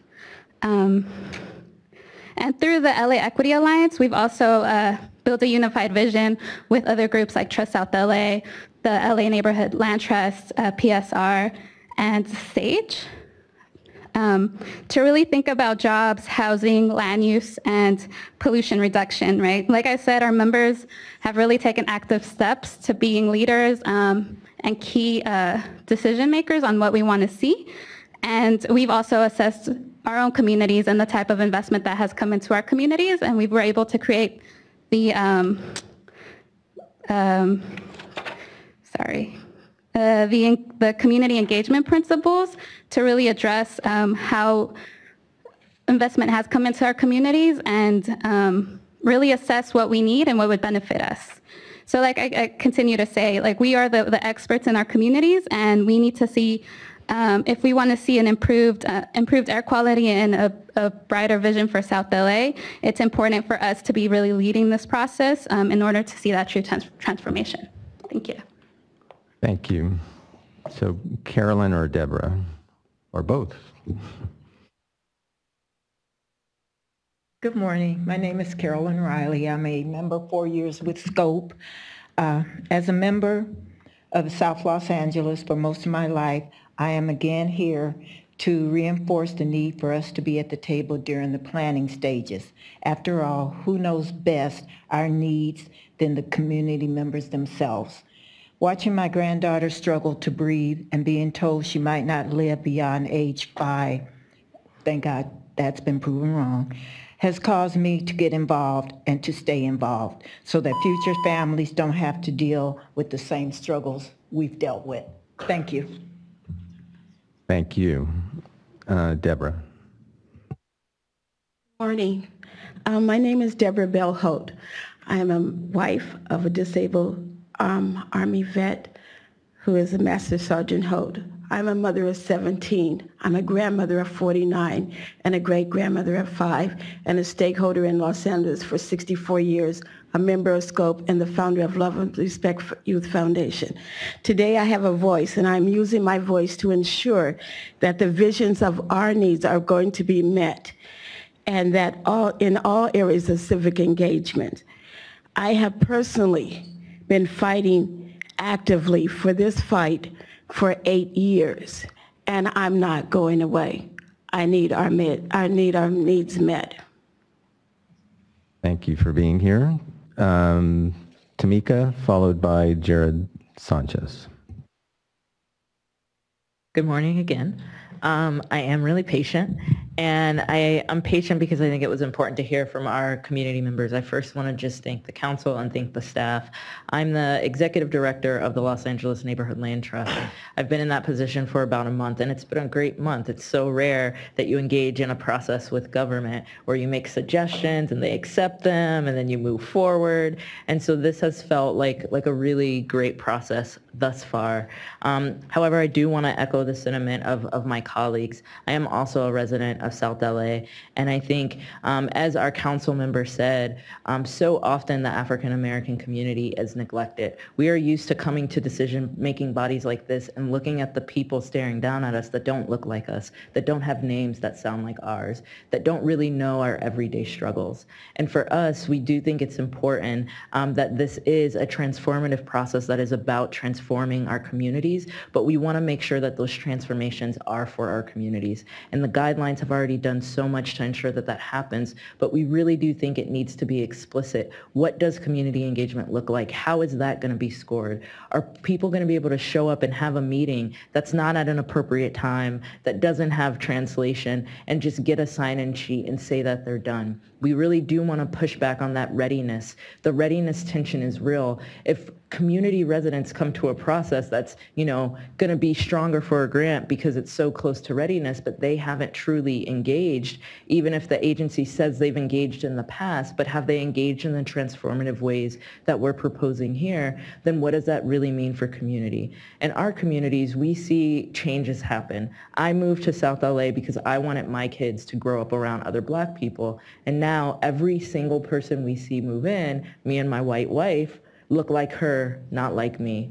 And the reason we don't feel like the investments coming to our community are for us is because engagement is just a sexy term that people use without giving explicit guidelines and scoring to really make sure it happens, without making sure that community-based organizations who take time out of their days, community members, to fly up to Sacramento to hustle to get the money and then go back and work our 2-3 jobs and just show up as folks of color in spaces where we are often feeling like the other. We need to know that there's a true commitment. True commitment comes through showing your priorities, through making explicit funding available. And so you will hear from other members of the Equity Alliance from Trust South LA. You've already heard from Scope. We can't say thank you enough for all that you've done, but we ask that you not forget the Black and brown communities in South LA who face struggles every single day of just being able to breathe and just being able to know that the power is in the community, and we want to co-power with you all. We want to work together to make a difference. Thank you. Thank you. Jared, followed by, I think it's Raquel Mason.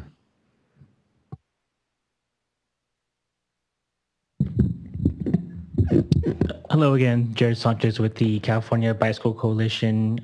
First, just want to start thanking SGC staff. I mean, 4 vision drafts, TCC summit, it was just the works that I think is really showing up in these guidelines and definitely is important. My comments are really old news at this point. Tamika, South LA staff, residents, member Pastor have kind of addressed, I think, the major concern that I see, and especially would be important to lift up in future guidelines, is certainly that community engagement is important, key, vital, but it's not enough. Having community leadership, community decision-making power, having community-driven projects be front and center is something that Cal Bike and a lot of our state allies would like to see in future guidelines.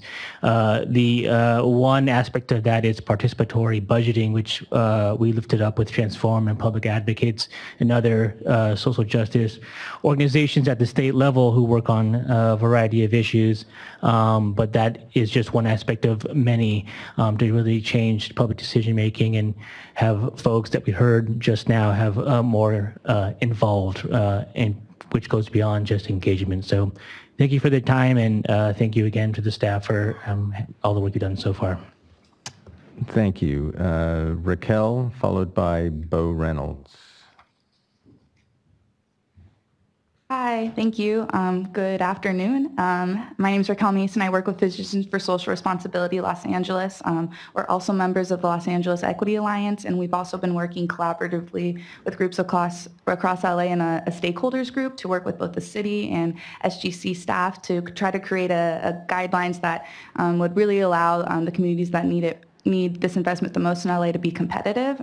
So I just want to first start by thanking you all for all the hard work and time put into this process. It's been, I think, really an example of how collaboration can look between community residents, advocates, and agency staff. It's been a really good learning process, I think, for myself and for the groups that have been participating in it. I just want to first, I think, echo the recommendations that were made by folks from Scope, from Los Angeles Neighborhood Land Trust, and some of the questions that were asked earlier.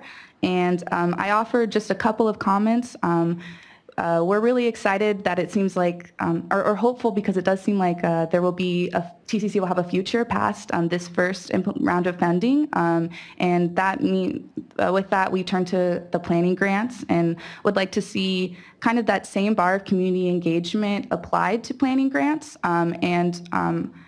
we think this could first be done by having a true community partnership required in a planning grant process. And then finally, as we're looking to future funding cycles for TCC, in Los Angeles, we're unfortunately not at a shortage of top 5% census tracts. And we know that for other parts of the state, that bar might need to be increased to top 25.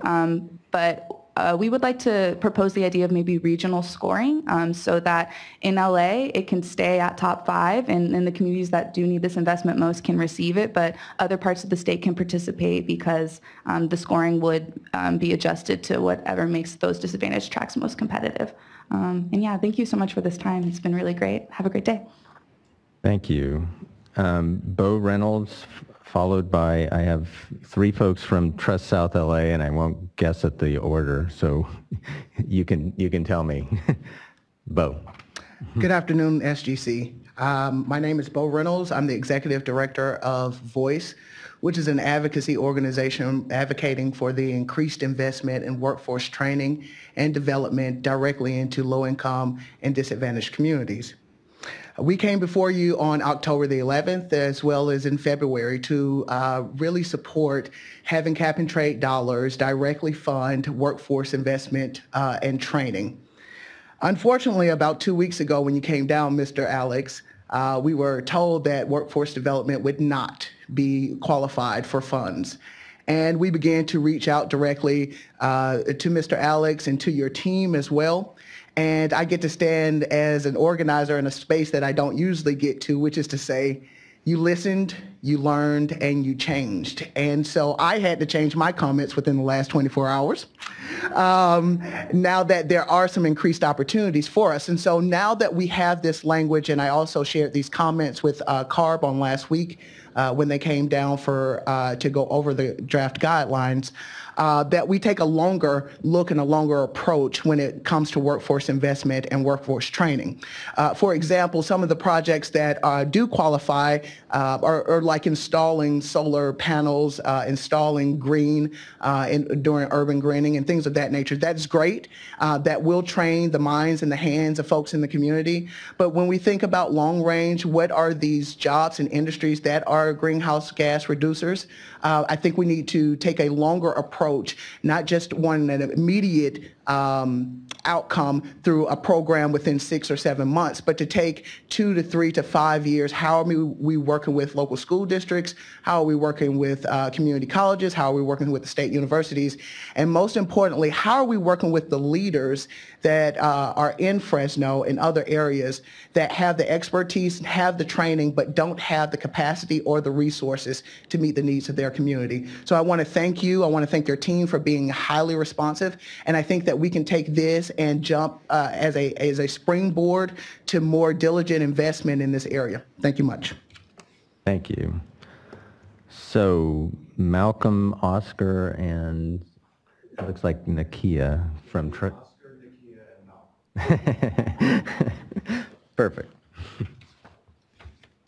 Hi, good afternoon, everyone. My name is Oscar, and I'm with Trust South LA. I'm their environmental planner.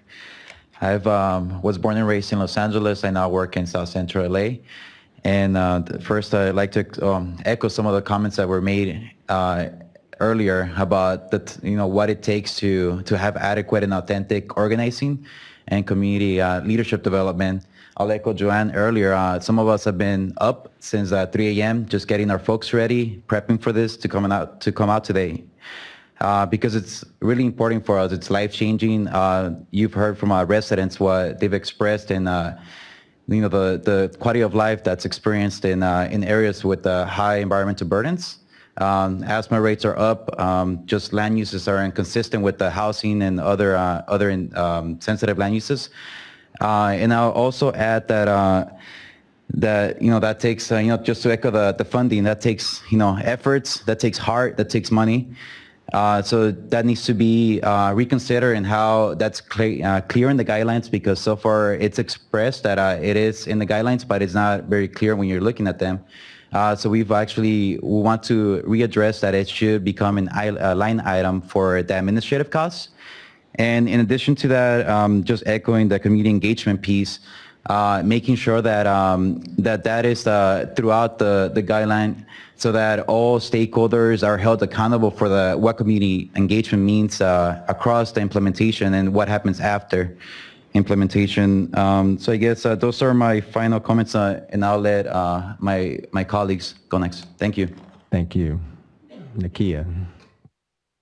Hello, everybody. I am Nakia Brown. I am a community leader, a resident, and also one of the newest board members to Trust South LA.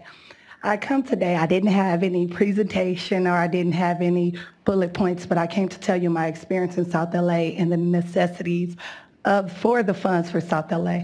I'm a single mother of 3, and my experience in South LA has been a tragedy for me, being a high-risk mom because of climate change, having preeclampsia, and all of my daughters almost facing death because of climate change. So I'm here today to present you my experience of the necessities and the funds for Los Angeles, California, of being a resident and a community leader. Thank you. Thank you. Malcolm. Malcolm Harris, Director of Programs and Organizing at Trust South LA. I'd like to thank you all. It's great. I'd like to thank SGC, but look, more importantly, I'd like to thank community. And I'd like to thank our community residents in particular from South Central LA who came out today to Sacramento. While we appreciate the importance of partnering and working with Council District 8 and other elected stakeholders, we, for South LA and for Trust South LA and the LA Equity Alliance in particular, it's important for our visions to be informed by community. So I just wanted to acknowledge our community folks. I also wanted to say that I'm a South Central resident. I also work in South Central. I love the fact that I can work and live in my same community. I also want to point out that I moved from Oakland in '84. And when we moved from Oakland, we moved because of displacement issues around security, issues around environmental concerns, et cetera, that brought us to LA. Those issues continue, and they continue to impact specific communities.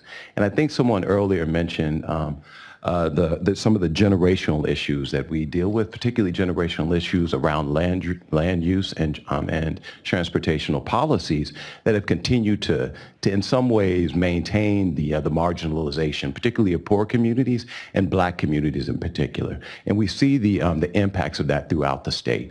And in particular in South Central LA, we continue to see the continued impacts of that from the 80s to now to the 21st century, but that we could have seen those back in the 50s. And so for us, this is really the importance of raising up the concerns around generational issues and how this is an opportunity to be able to change those and to be able to look at how policies are used and how resources are dropped into particular communities. And we see this as a great opportunity to be able to do this in South LA and to further invest in South LA and to be able to get in front of these issues around generational, again, marginalizations of particular communities, particularly immigrant communities and Black communities. And we really are looking forward to the continued investment and are being excited around this as a possibility to be able to change that. Thank you.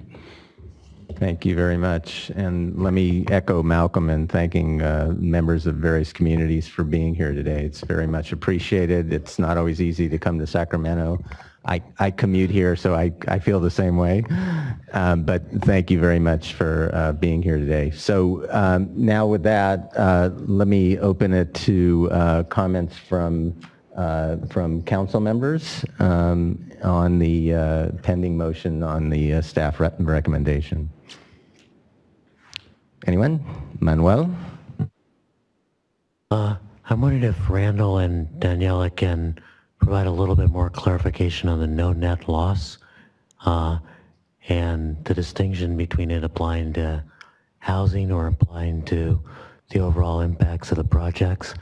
And I'm a bit confused about that because I would imagine that our goal would be that if the overall impact of the project somehow forces gentrification and displacement, that's a concern. So I'm wondering if you could be a little bit clearer about that. So it is the case, just to maybe restate what Daniela had mentioned earlier in her comments, that the no net loss provision is a part of the Affordable Housing and Sustainable Communities component of the program. Earlier throughout the guidelines process, we did have it as a requirement as part of the anti-displacement strategies.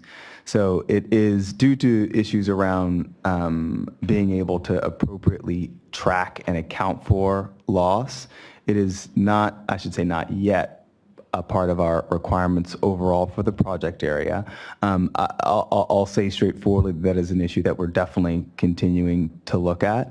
It's not included as part of our not included as part of our policies this year. It's just not required.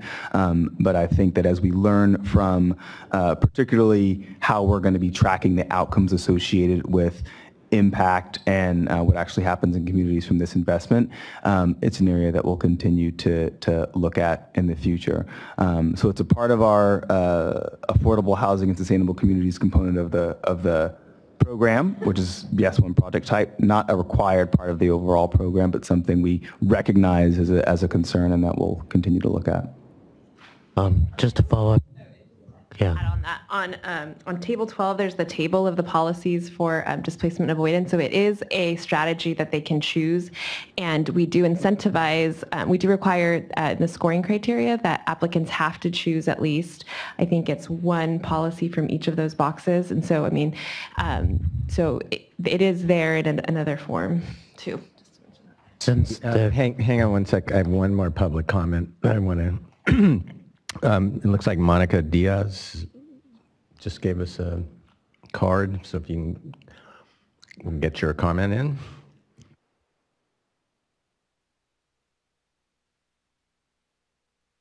I'm a little nervous. I'm glad I don't do public speaking, or I would starve. Good morning, and thank you for listening to my comment, and thank you for all the great things that you're doing.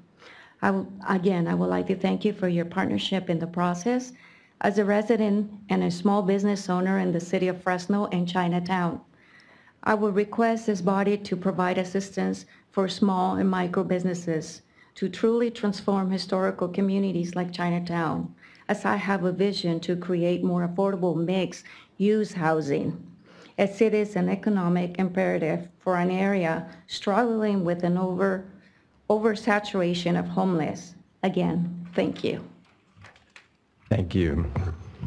Manuel, back to you. Yeah, just a follow-up, perhaps as you're working with the applicants as they develop their proposals, getting them to consider the overall impact of what they're doing, aside from the housing component, on the net loss.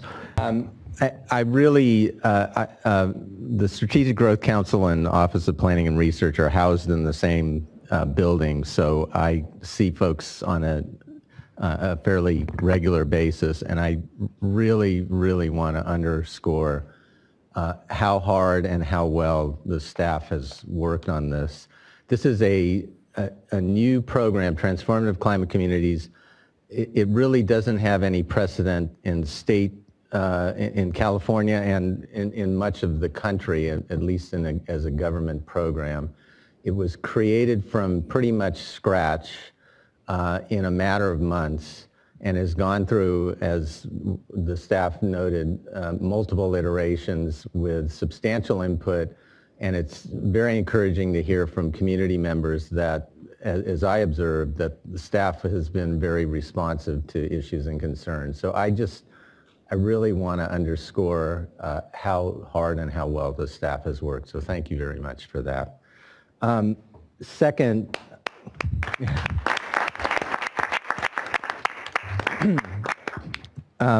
the regulations, so we have folks from Fresno, from Ontario, from South LA, from Pacoima, and probably other places as well.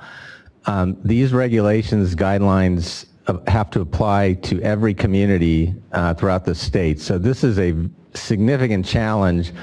These communities all face challenges, but they're often quite different, and the dynamic is different. So again, it's a difficult set of criteria to try to create, and it's complex. And we're going to learn over time.